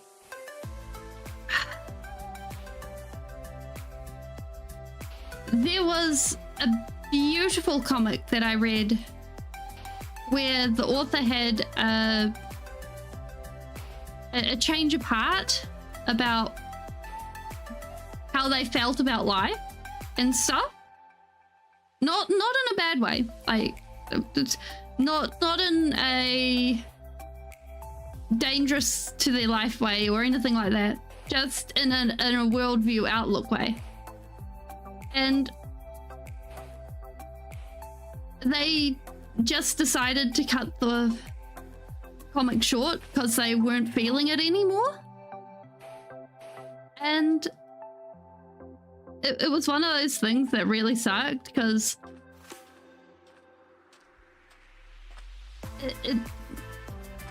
that was probably one of the best comics I'd ever read online. Invisibility.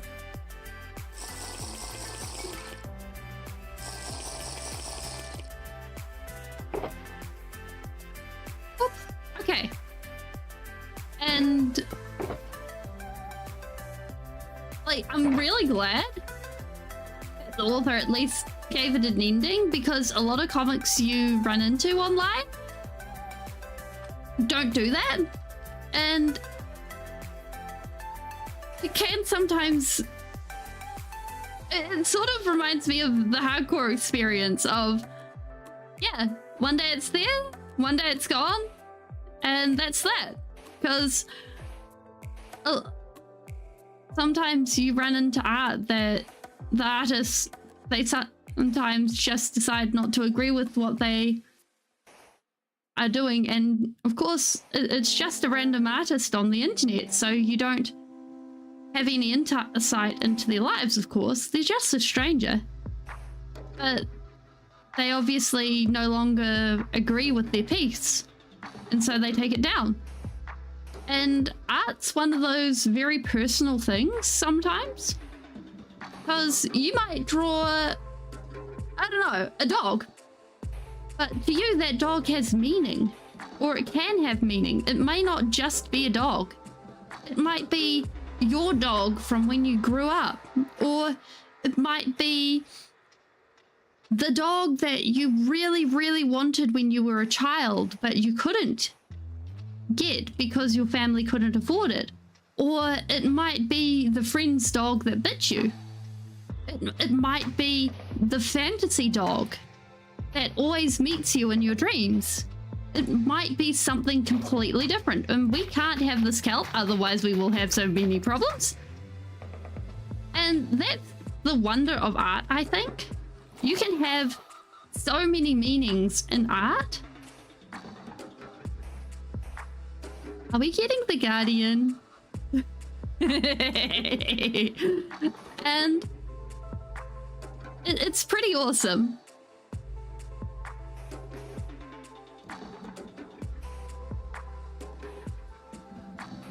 And at the same time,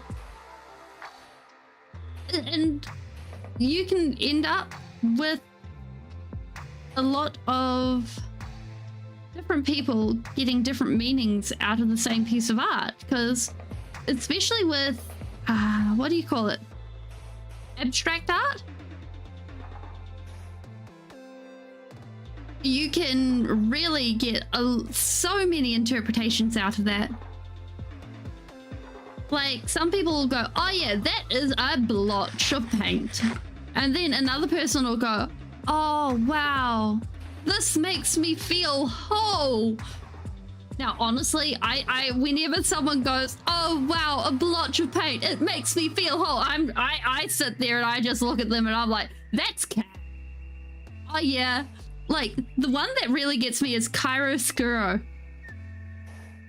So what chiaroscuro means is it basically means high contrast. And my art teacher, well, one of them, was really, really fond of really beating in, it should be chiaroscuro. Actually, I think I'm saying it wrong. I think it's chiaroscuro. There's a little H in there somewhere. And like, that's one that was always beaten. But like, art theory is a lot of fun to apply to Minecraft building, because you can go ahead and basically paint your builds. And it's so much fun. At least I think so. Because from there, you can get into so much mischief. Basically.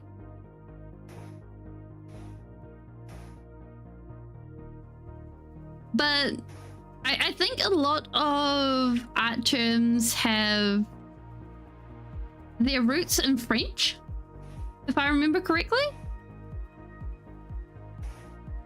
Like, there's a term called à la prima, which is all at once, and it means that you take your paints, and instead of waiting for all of the paint to dry before you go on another layer or another color or anything like that, you just slap that stuff on. You don't wait. You're too tough to wait. You just slap the colors on. You don't care. And it just goes on in a mess.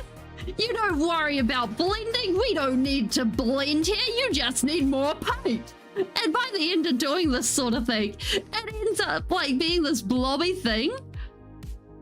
Yeah, you slap it on, you splat it on, it goes everywhere. And you can use a knife, you can use a paintbrush, you can use your fingers. It doesn't matter. You're too tough to worry about that. It just goes. You want red? You got red. You want blue? You got blue. It goes there. Just like, oh, I'm not sure I'm ready for this. I'm not tough enough for this. I don't know which way's up. Like, that was... Like, when we were learning about à la prima, we actually did a whole paper on drawing and painting, not drawing, painting in an à la prima style. And we were ending up... We were drawing painting still life and painting portraits. And the painting the portraits was our final thing. And we were also tasked to do it in non-realistic colors. And oh my goodness, between it not being realistic colors and not being and just being splattered everywhere, it looked like everyone had taken LSD. Like, everyone was just, I can show you the world. It be color. I see life in color.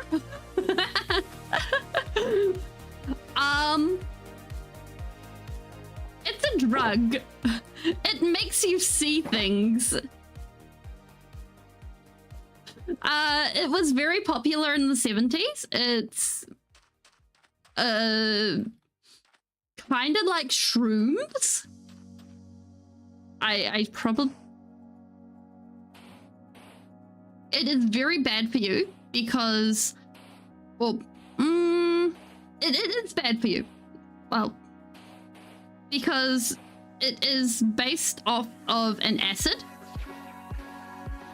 And the way it works is one of the side effects is it eats through your, wherever you put it, just slowly. So 10 out of 10, don't do drugs. Oh, God.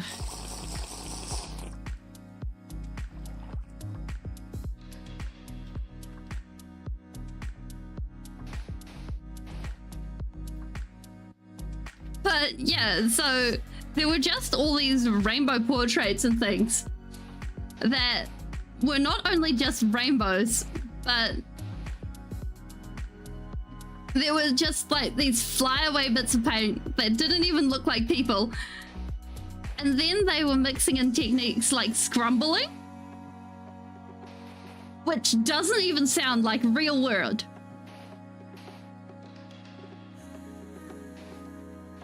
But basically, scrumbling is when you have a brush that doesn't even really have any paint on it, and you're just rubbing this brush like it has done something wrong into a piece of paper, and you're trying to tear a hole in the paper. And you're trying to get every last drop of paint out of the brush, so you're just got these scratchy marks, and that's what scrambling is.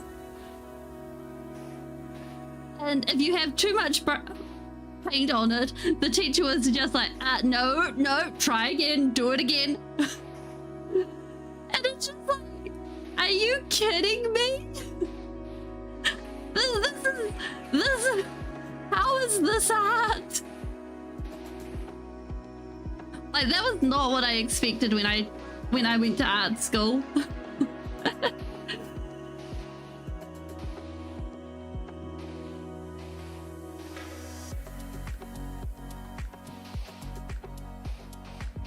Like, I kind of think that if art school, like, if I was born a bit later, then I definitely would not have taken the art school option. I would have done art online. Just looked up tutorials.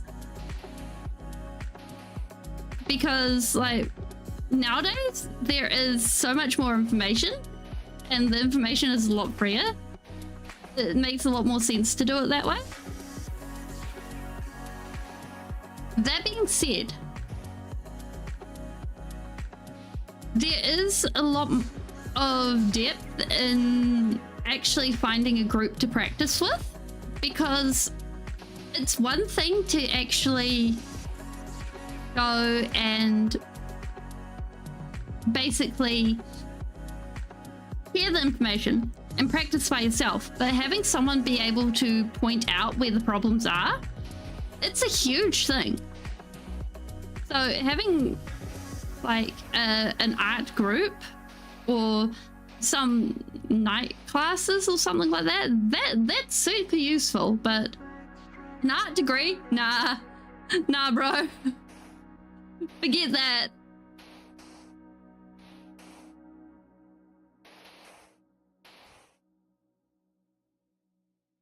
Are we out of sand? We are out of sand. Okay, what's our visibility? I think we will be making many trips to the desert. Yeah, we have barely any sand. It is sad. Oh, okay. That's good to know. Like, it is. Oh, yay. We do actually have the sand. This is good.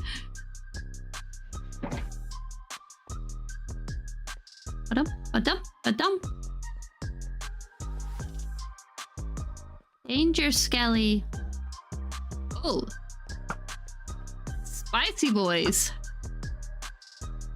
You can't even see me, bro. We get the creeper? We can get the creeper! Ah! Okay.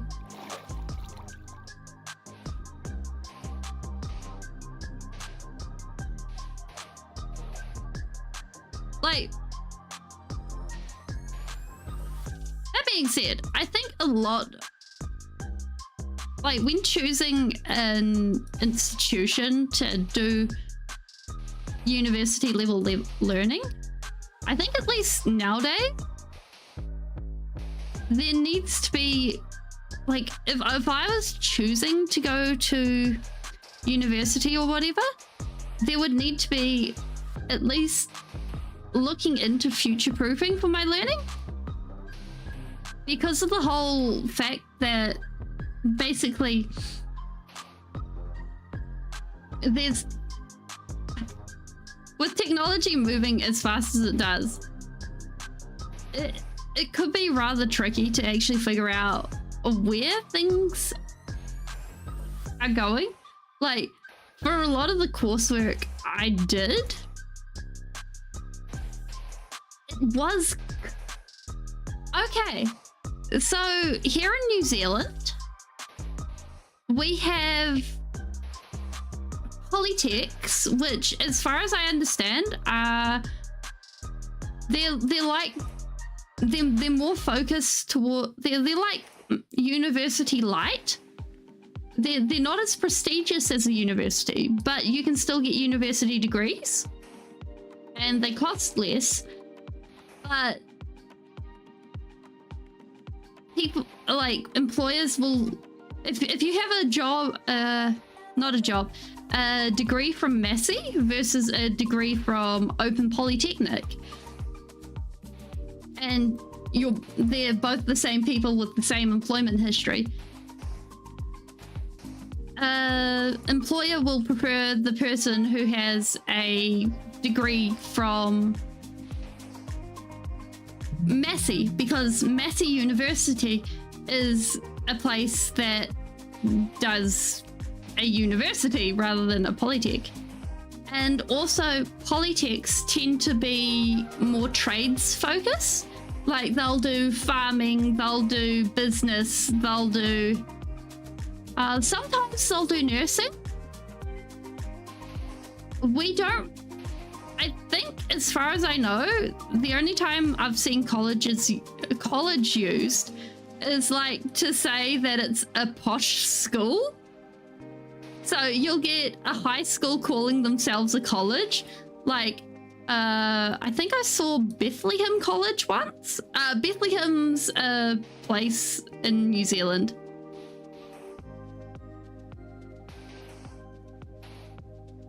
If we just hold on to our wings for a hot minute and grab this XP. Yoink! A yoink and a drink. Here we go. So, yeah, I don't think colleges are a thing here, really. I could be wrong.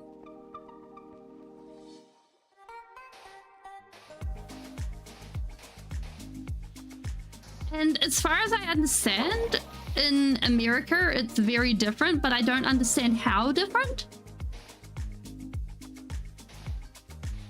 And I also know that there's different schooling systems in different parts of the world. Like, I think, because in New Zealand, you have, you're able to leave school at 16, no matter what year you're in. Because at that point, you're a legal adult and no one can make you go to school. I think this is a bit silly. That being said, you technically have 12 years of, like, you have 12 years of mandatory, technically, learning. Even if you're, like, you can drop out earlier if you're 16, but barely anyone does that. Yeah, at 16. No, like, it's the only times people do that is if the whānau is, well, not the whānau or the family. I shouldn't generalize like that. Is like generationally on the dole, or there is family problems, like really serious family problems, because you can technically go back and redo those schooling years when you're older, but it's not funded at that point. And then there's, from there, you can, so schooling is years, like it's named by year level, so your years 1 to 13, and there's 13 years in total of going through primary, intermediate, high school, and then you're off to university or polytech, or a lot of people have a gap year if they can afford it, and then wherever they go, or some people go to McDonald's and get McDonald's to pay for college. Well, not college, but wherever.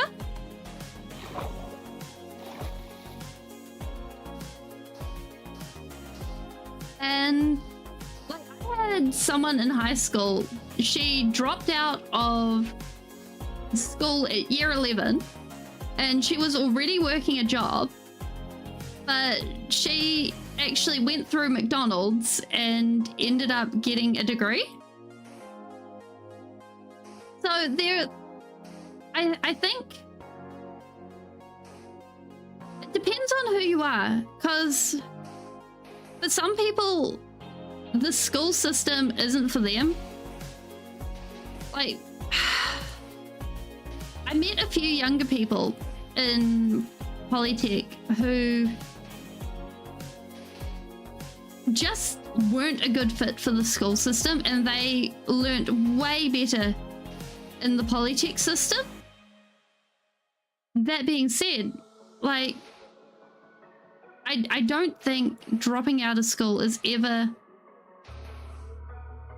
a good first response, because if you drop out of school, at least here in New Zealand, you're never going to get that option of that level of education back. And it closes a lot of doors, because in New Zealand, you have 3 levels of certification. You have your NCEA levels 1, 2, and 3. And a lot of employers look at that and go, hey, so you were obviously slacking off in school, I see. And it's like, well,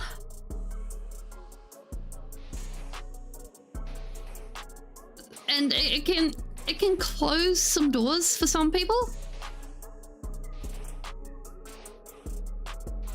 And from there, like,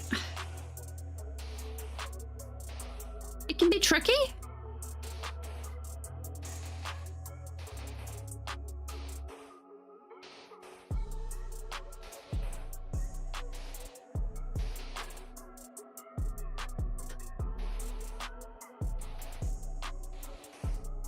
But that being said, you can avoid that if you end up with a higher degree, because people end up looking at, oh yeah, you have a level 7 NCEA in farming or electronics, being an electrician or something like that, because of course that trumps that, or something like that. That being said, like, I think nowadays it's more of a look at the social media aspect of it and going, oh yeah, we looked at you up on social media, you really were not doing your best work in high school, were you? It's like, I think that's possibly something peeps aren't really thinking of in high school, is the fact that the internet's forever. Okay, we are out of sand, we are out of materials. We will go and get some more sand. We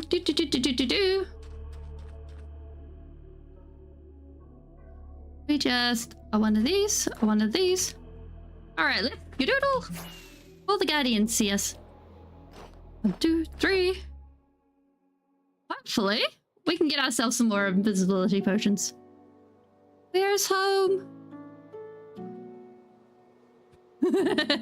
We're invisible. Nobody can see us.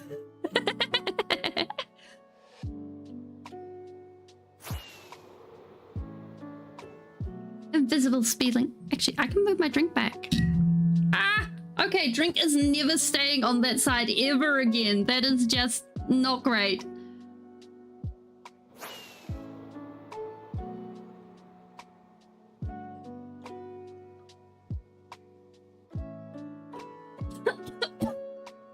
Ah! Yes! The flying armor is here to intimidate you. Ba, ba, ba, da. Fear the flying armor. Oh, and there should be a bunch of spider eyes in the mob farm now that I think about it.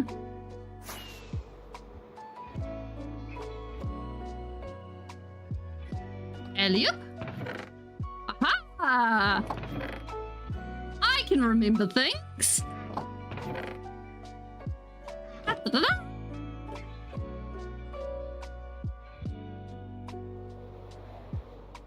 Okay, now I think we just need some mushrooms, so... Some of that. Some of that. I think this is such a cool setup. We did so well with that. Oh, oh, oh. Ew. I'm looking forward to when we put the kelp farm in. It's gonna be so cool. Okay, so we need... What's that looking like?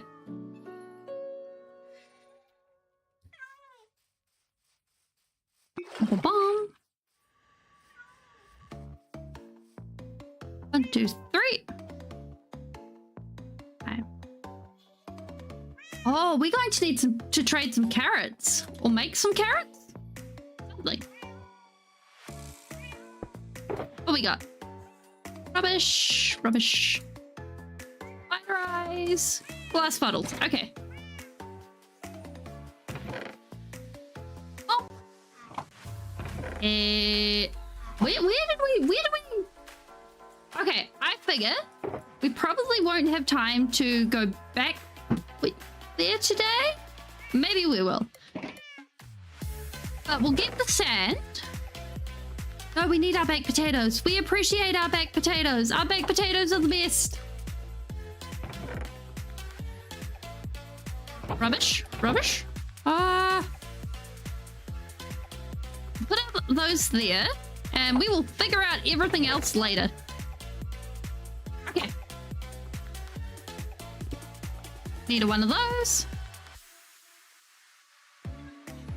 And we got our ender chest, so we need to grab our shovels. And we're organized. Okay. So it should be just straight this way, I think. Oh, wait, bed.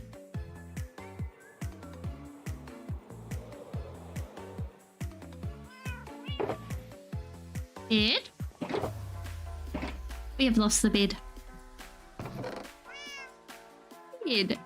And I think before we do that, we just spotted the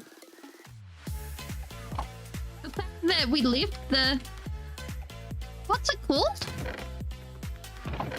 Da-da-da-da-da-da.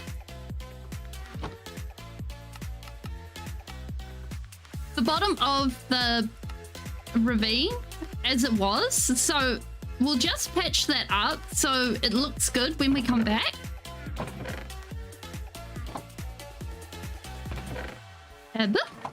Okay. Oh. And we have a sleep. Like, there's just something about flying armor that a lot of fun to mess around with invisibility potions.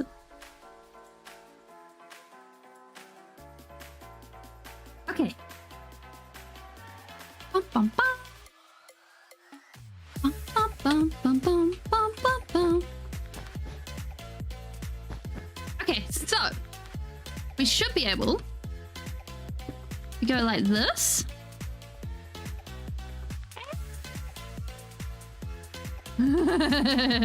Yes. Okay, I need to fill that in, but that's okay.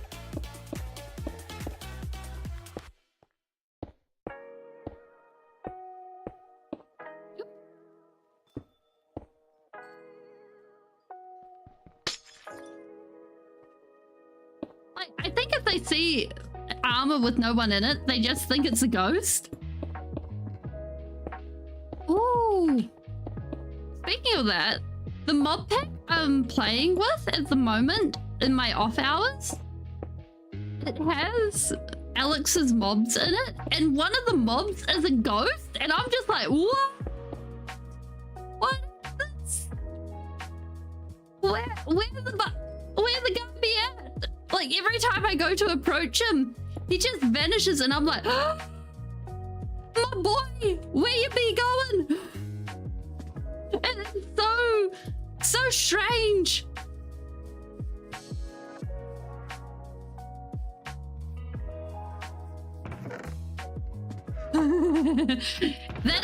Oh, we're out of sand. Okay, we will come back for that, but we can at least get a general idea on what this is going to look like now. So we're getting that whole... See how it's just slowly getting more and more opaque? And we're still having the texture, but it vanishes? Like, it gets thicker? That's what we're going for? That is true. Yeah. Ghast really is the... Ghast is the main character ghost. And then with the purple carpet being over top of the sea lanterns, the sea lanterns will provide a glow, but they won't bring a whole main character energy to the bottom. Yeah, exactly. It'll be like a mist. And that's exactly what we want to provide to the area. So hopefully we should be good. Ooh. Yeah, we got enough rockets. Like, I think, and you can pull that off with pretty much any type of stained glass, and you can mix in any colors. Ooh, I did not know there was a ravine there. Ooh.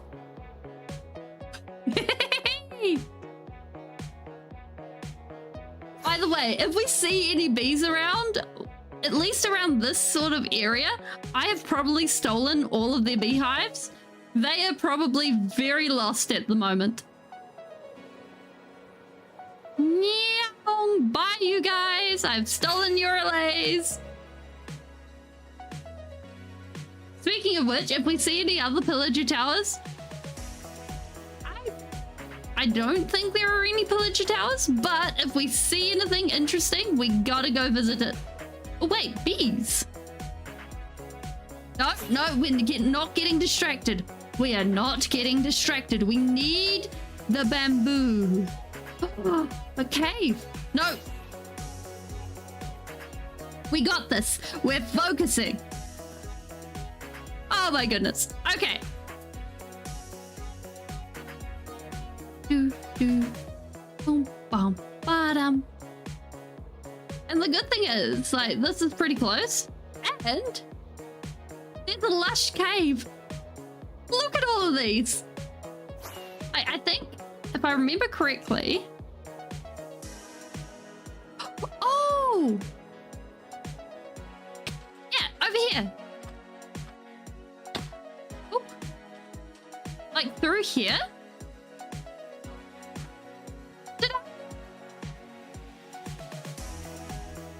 Actually, can we... Oop. Okay. We grab that? Ah, look at it. Wait, no, we're getting sidetracked. This is a good sidetrack, right? Good stuff. Okay, we will come back to this at a later sidetracking date because I think it would be fun to explore this. And especially if we can get a whole bunch of spore blossoms. Yeah, lush caves are so much fun.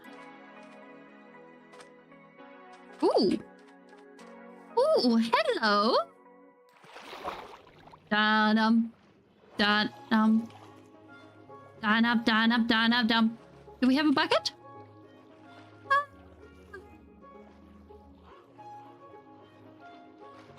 Oh, I feel like I'm subjecting you guys to my brain right now.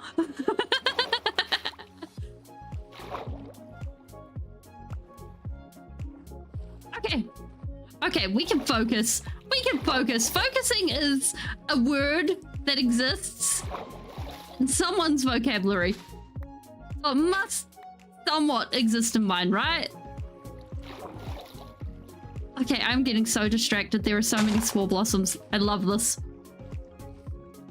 Da-da-da-da-da-da-da. We may not end up actually getting sand. Going. Okay, no, we can do this. We can do this. We can focus at least somewhat. Okay. Ba-da-ba-da-ba-da.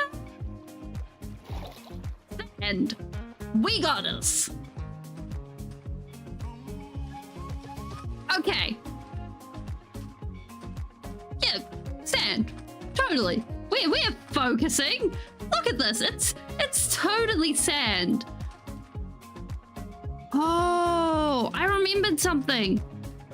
There was a temple over here that I marked out for actually what was it? Sweepifying. Ugh.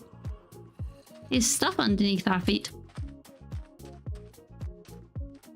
Because I like ripped open the side.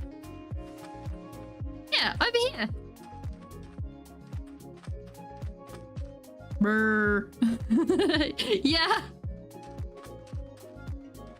And I made the brush specifically for this temple.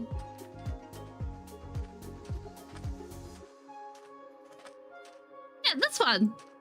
I haven't actually been into the bottom of it yet. Let's get even more distracted. I regret nothing.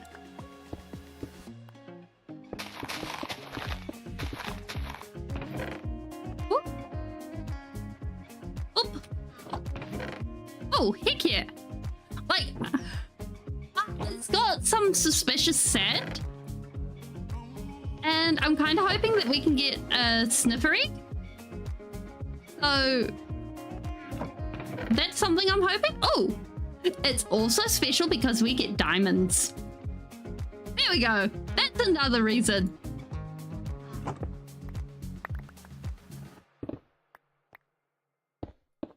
Yeah, because I really liked using the torch flowers. Here we go. Because we got all of this sand over here that we can dig up. So maybe if we've got time, we can do that. Yeah, lift me up, please. Thank you. Okay. That's enough distracting. I don't know how I ended up distracted that much, but we got distracted. It happened. So we I don't know how we got distracted like that. No. Such a thing never happens. I don't. It's so silly. Nah. Ha. Redonkulous.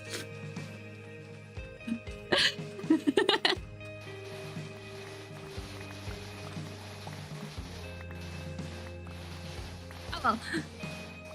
The good thing is, like, we can just have a desert and just remove it. So we can get all the sand we want, and it's gonna be good. Do.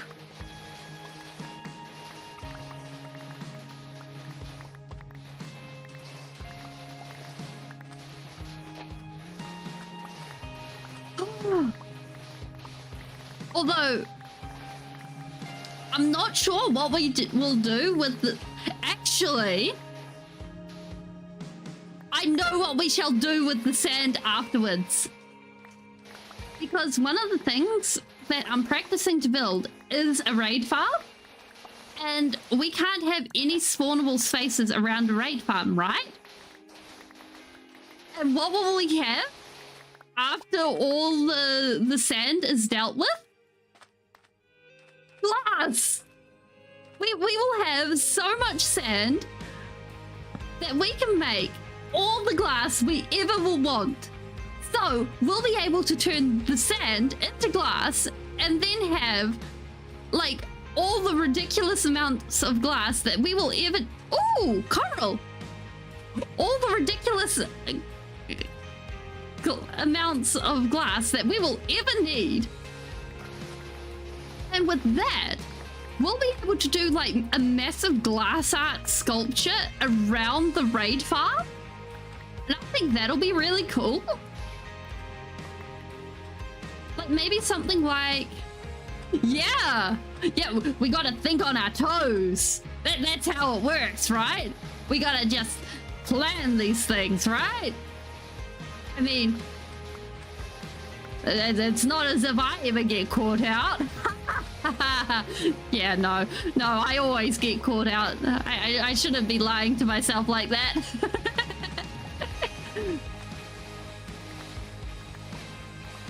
That being said, I think if we go with the glass art sculpture around it, it'll probably be pretty big to get the size and shape we want. So, like, I'm thinking sort of on the scale of our original build for the mob farm. So, maybe it's going to be interesting seeing how long it takes for any of these builds to be done.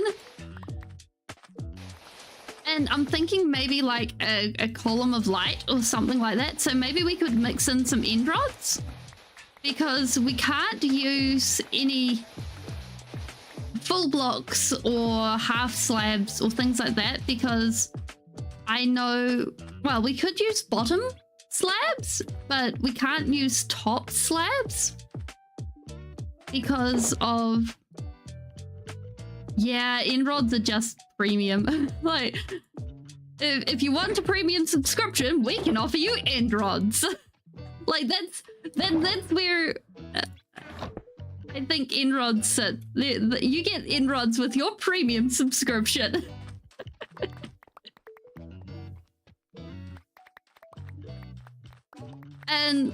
But then again, you have to go to the end to get end rods, so it sort of matches. Okay, so that, if we're using end rods, then that means we'll need to make a blaze farm again. So we'll need a couple of, like, I think 1 or 2 blaze spawners for that, because I think we can make one that's faster this time. Now I've got the hang of it. I think we got it. Because all you need is popped chorus fruit and blaze rods, and you get an end rod.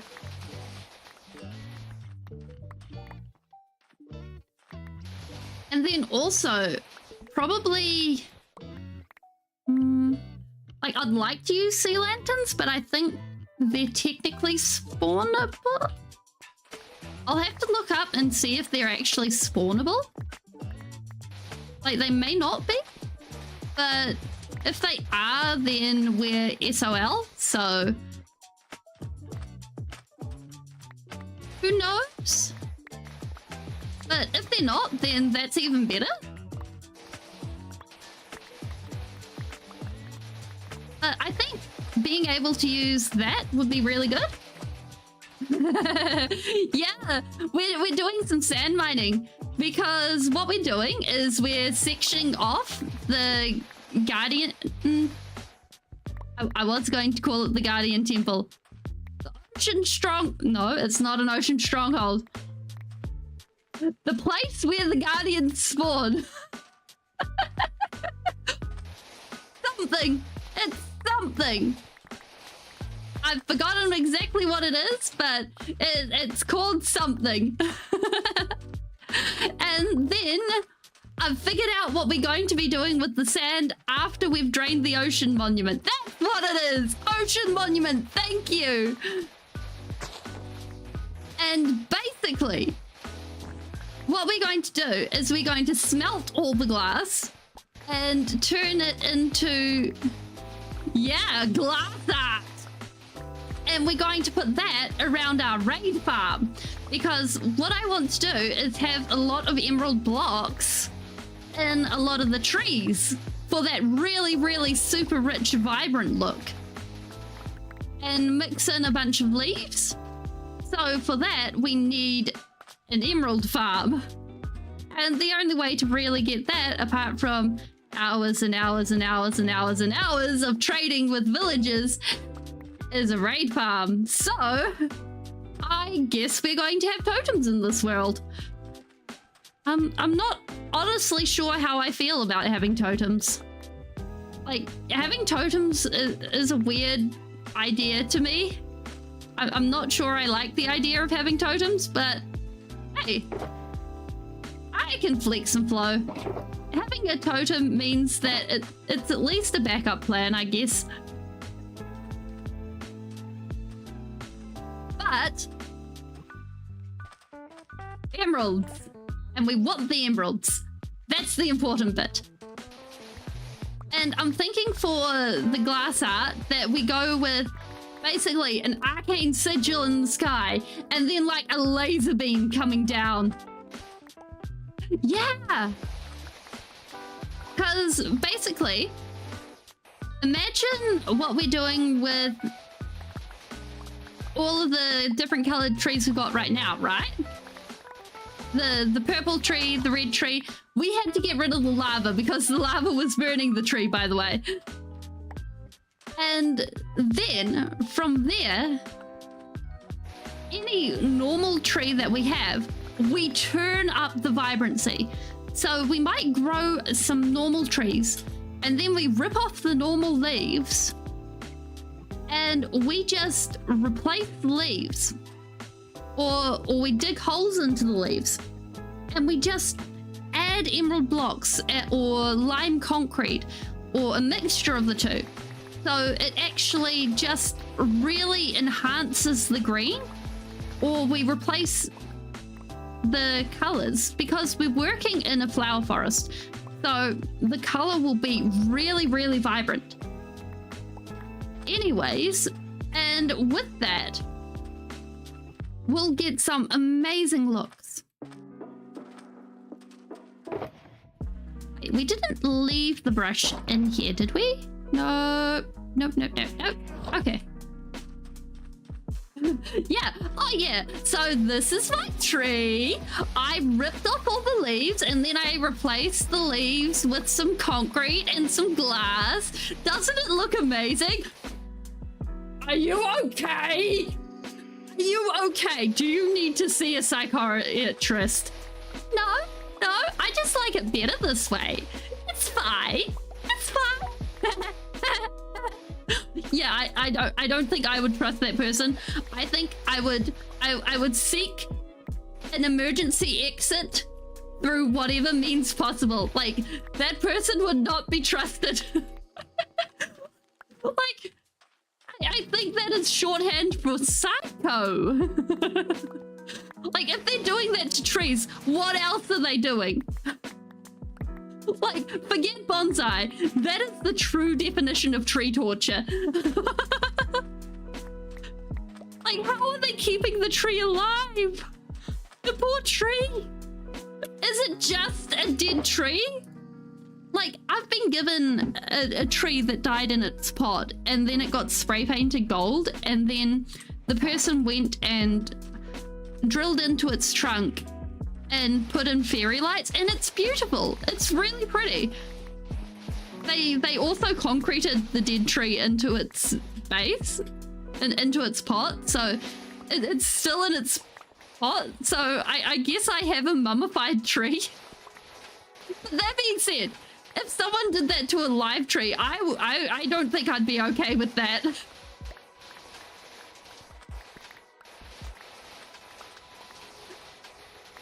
And it's just like, wait, how? Like, I'm trying to picture someone like eating a lot of the stuff that Minecraft does. Yes, I collected 3 skulls of undead black skeletons. or black undead skeleton. You know what? No matter how you say that sentence, that sounds really horrifying. Even in the first sentence, even before you add, then you add. I go and get cursed soil filled with souls. Oh yeah, succulents. Yeah. Which part of them? Or which part of what they do to them? Pharaoh tree. I'm not familiar with pharaoh trees, but which particular part of the succulents and the cacti? Is it the whole gluing them into things or the concreting them in? Because I've heard of that. It's not a super common thing here, but I've seen it online and I'm just like, ugh.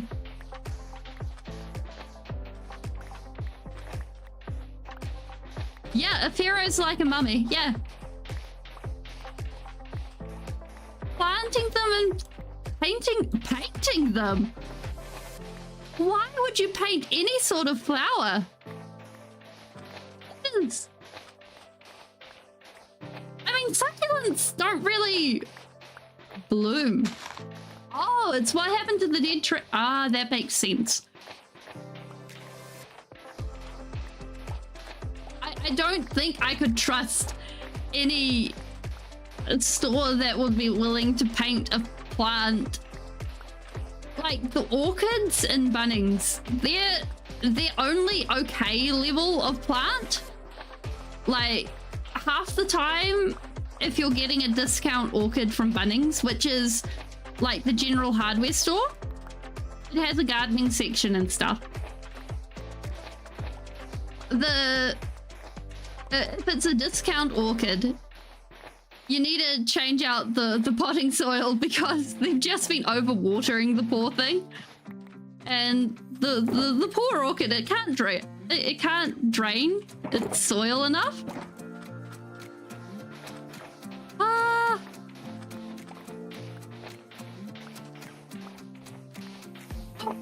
Oh, my tree is... I just clicked. My tree is a pharaoh tree. It's all done in glitz and gold, and it looks really cool. Yes! Oh, I love it.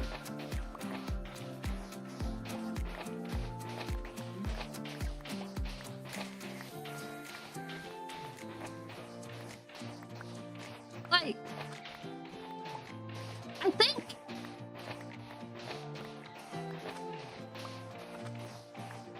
that sort of thing.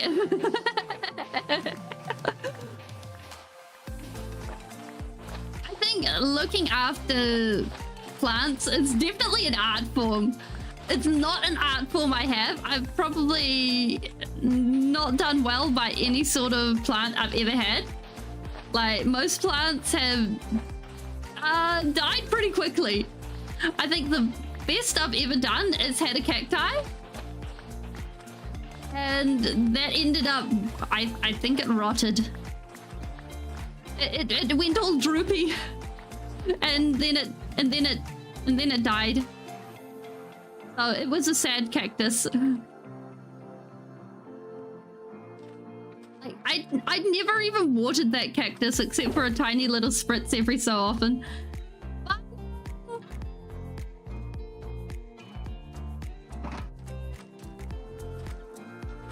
Yeah, I have no idea how I even did that. Yeah, like I have no idea. See you next time.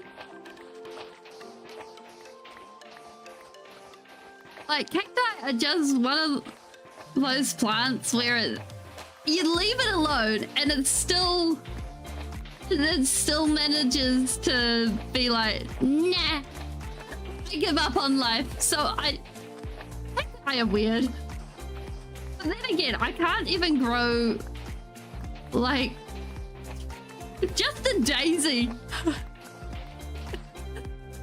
I think my green thumbs have long since withered and died. But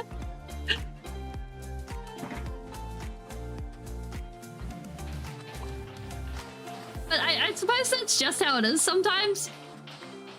Like, for some people, growing plants is easy, and for some people, it's a tricky business.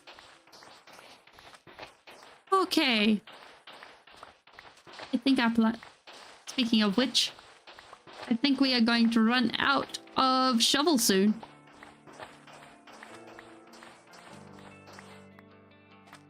Oop.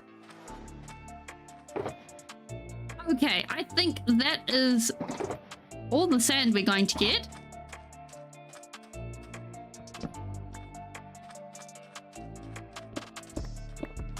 So I think now we got the sand, now we can go investigate the cave. Okay, do we have torches? We do not have torches. Okay, new plan. We go get torches. We go get our elytra repaired.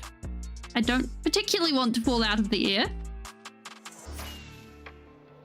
And then we go explore the cave.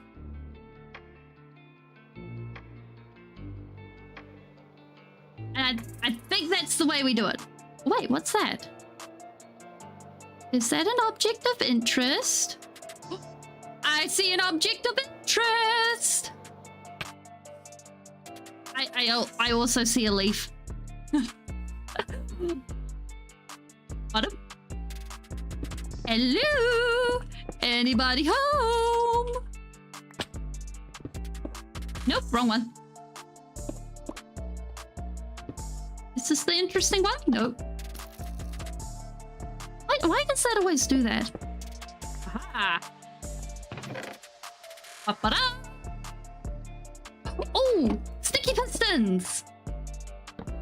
Yoink.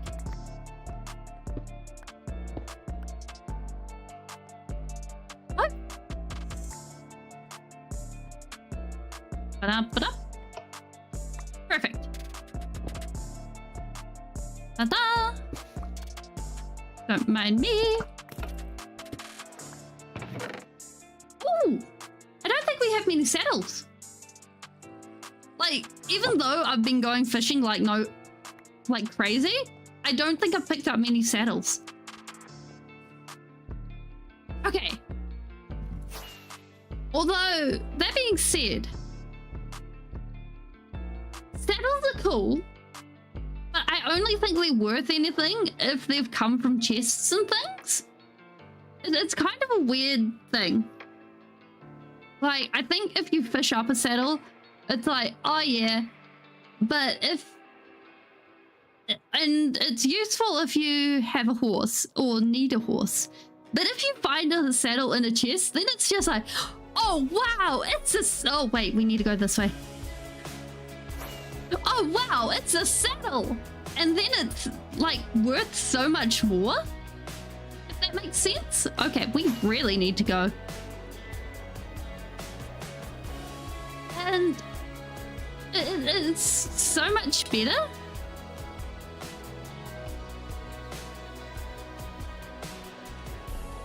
Or maybe that's just me? I don't know.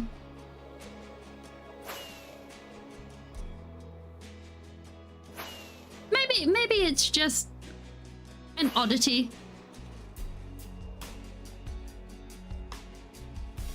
Okay, we should be good.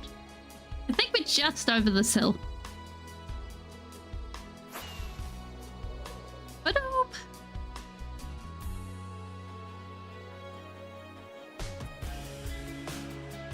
Oh, yeah. Having a camel would be amazing. The only thing is, to get a camel here, we'd have to trek it through the desert, and I'm not, like, through the desert, through the jungle, and then through a couple of rivers, and that'll take quite a while. And I'm sort of like, well, we can do that, but it'll take a good chunk of time, and I'm not quite sure. Like that'll be for a day where everyone's a little bit tired of building. So I think that's the kind of day that we'll do that on. Okay, sand, check. Weapons, no check. Okay, so if we get some of this organized.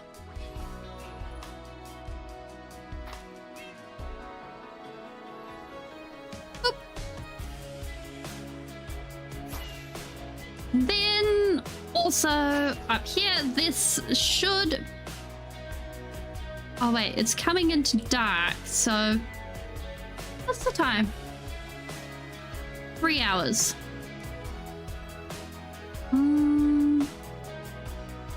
So one thing I've noticed is this does not work. It has made a liar out of me. So normally this tends not to work so well at night because I'm still within spawning radius of the ground. And I deliberately made it that way because I want to eventually pull up a whole bunch of the ground so that we can have... what's it called? A big floating island and a crater at the bottom. And then put the magic fog down. And I think that'll be really cool. Okay, what's our wings looking like? Our wings are good. Okay. We're ready to go. Because I think if we do it that way, then we can have the big floating island and have it sort of make sense in a contextual manner. Rather than, oh yeah, it's a floating island and there's no logical reason for it. Oh wait, we needed potions. That's why we actually had the stuff brewing, because we only got one left.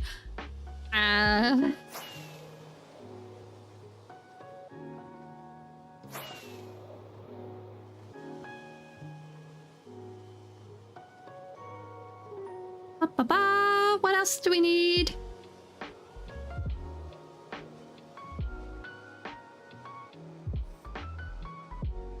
But long term, I think I'd like to go ahead and have a lot of the trees and stuff be mostly non-magical seeming.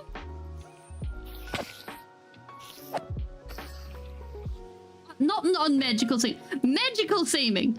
We need this in the right order. We want magical seeming things for magical reasons. There we go.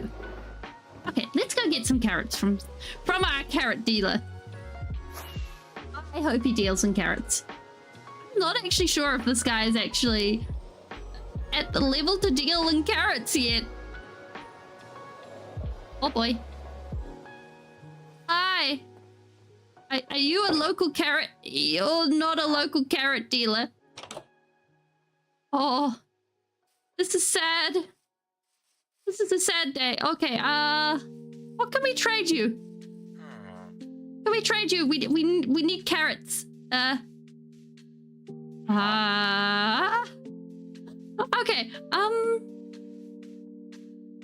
you know what? We have some... How about we just make some carrots? This, we got gold. You got carrots. This is a good combination. Probably work on getting your trades up. Then we can have carrots. This is the move.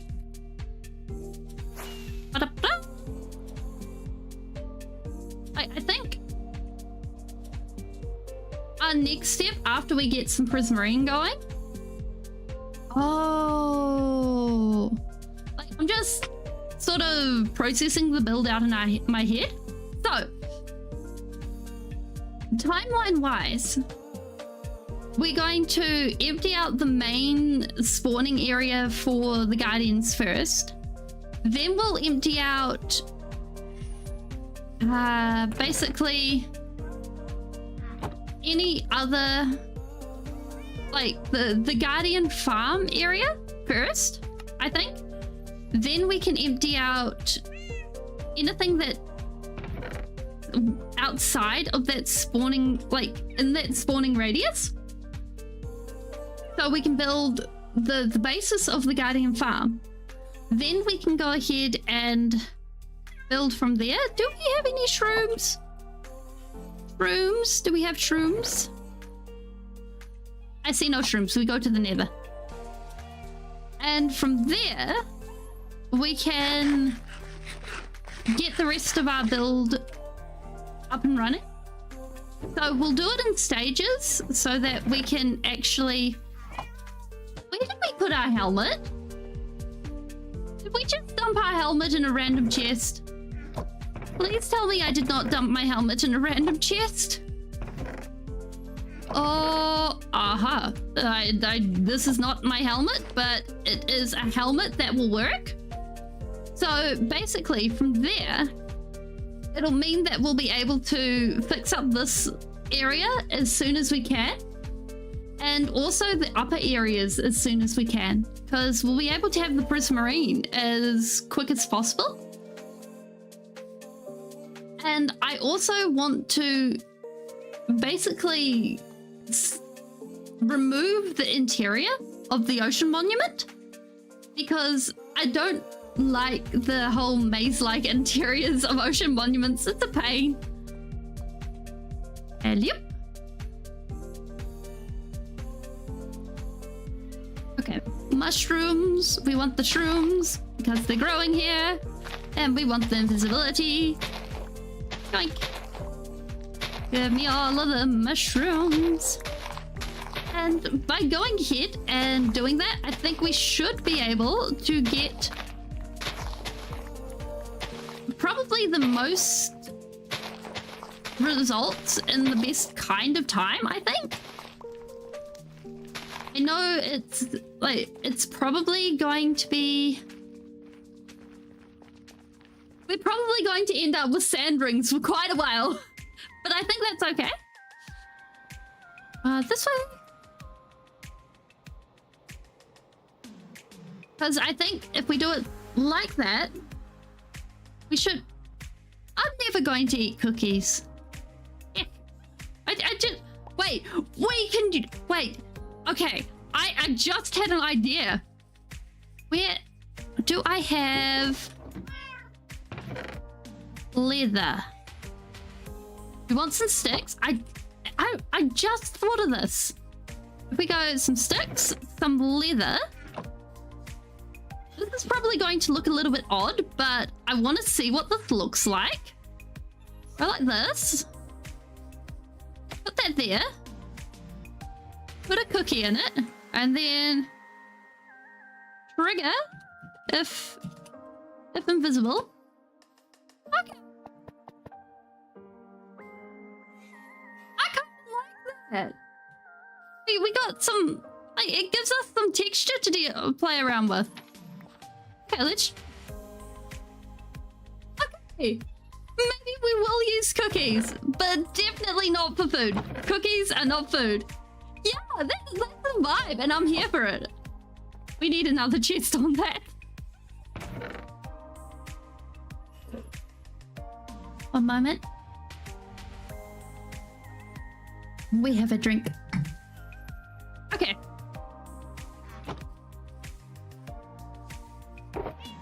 So we just throw that in there. Oh wait, we were making invisibility potions. That was the whole point of going to the nether just then. Rooms, check. Spider eye, check. Other spider eye? Wait, where did we just put the spider eye? We did have spider eyes, right? Aha! There. Sugarcane. Sugar? Oh well. Sugar. Any other sugar? No. Wait. Yes. Okay.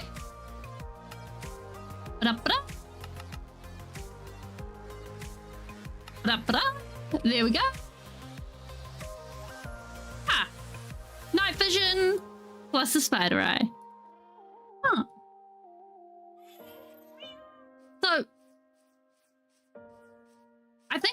pretty split between here and there. Because I think if we bounce between the two projects, I think that'll be more freeing than just being on one project or the other. Actually. And it'll also give us opportunities to get resources for one or the other if we're out of resources, rather than be scarpering for resources all the time. Unless you guys want to stick on one specific project all the time. Like, I'm okay sticking with one project if we need to. But, like, personally speaking, I find it frustrating when it's... Okay, cool. Because, like, I find it kind of tiring when it's one project all the time, every day. Like, especially when I'm logging in and seeing it, the same project again and again. And when it's a big project and nothing seems to have changed because of the scale of the project. So having the ability to jump over to smaller project makes life easier, I think. Oop. So basically what's happening here is we get a cliff that is coming up, and then we'll have... Yeah.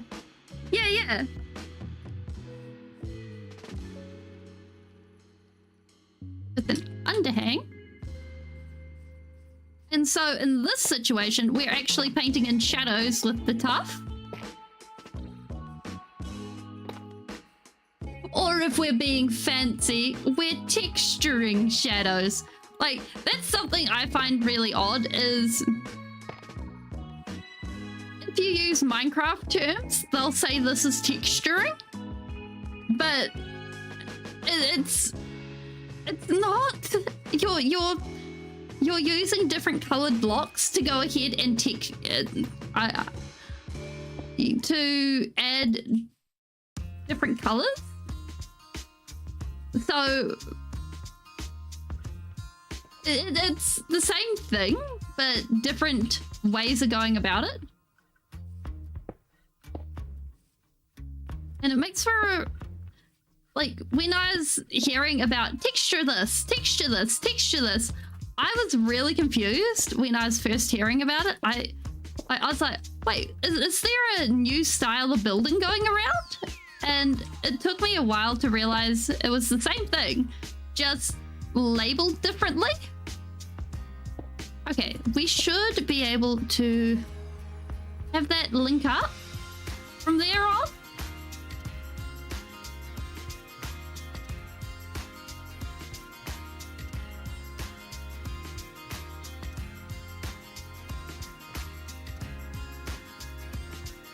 So, yeah. Texturing be all about your gradients and things. Because you're just painting by numbers. And it's something that really shows up on bigger builds, because when you look at it from far away, you're just looking at the shadows. All the lights and the darks. Things like that. And I really should have been bringing this. Oh no, wait, this is the interior that I'm building right now. This should have been following something more like this.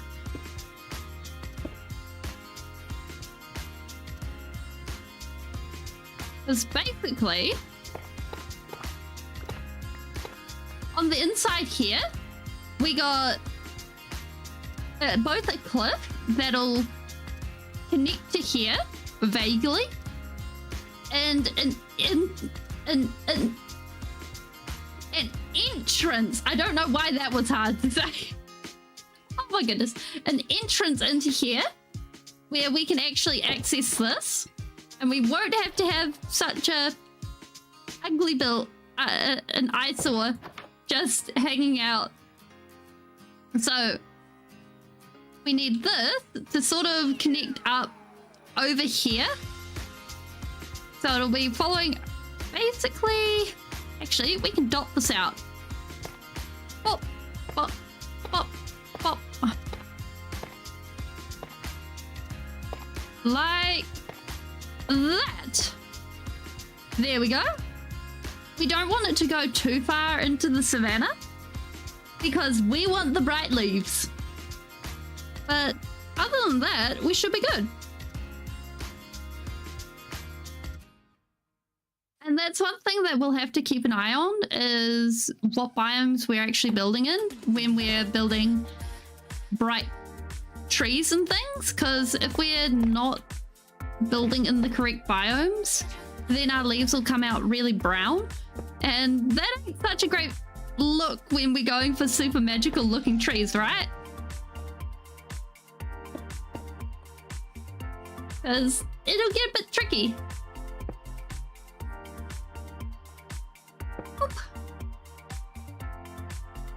Because I think overall we should be able to get things done pretty well. Yeah.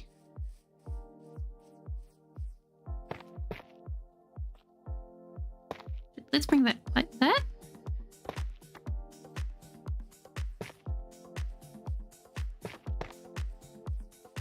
And I think, oop, here we go. Yeah. So I think that's the vibe I want to go for along there. And then have it be mostly like a cliff. Up till about here, maybe here. And then have it smooth out, which is what this is all about. And yeah, but I think we'll do most of that next time.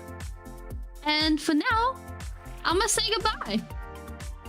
And thank you all for coming.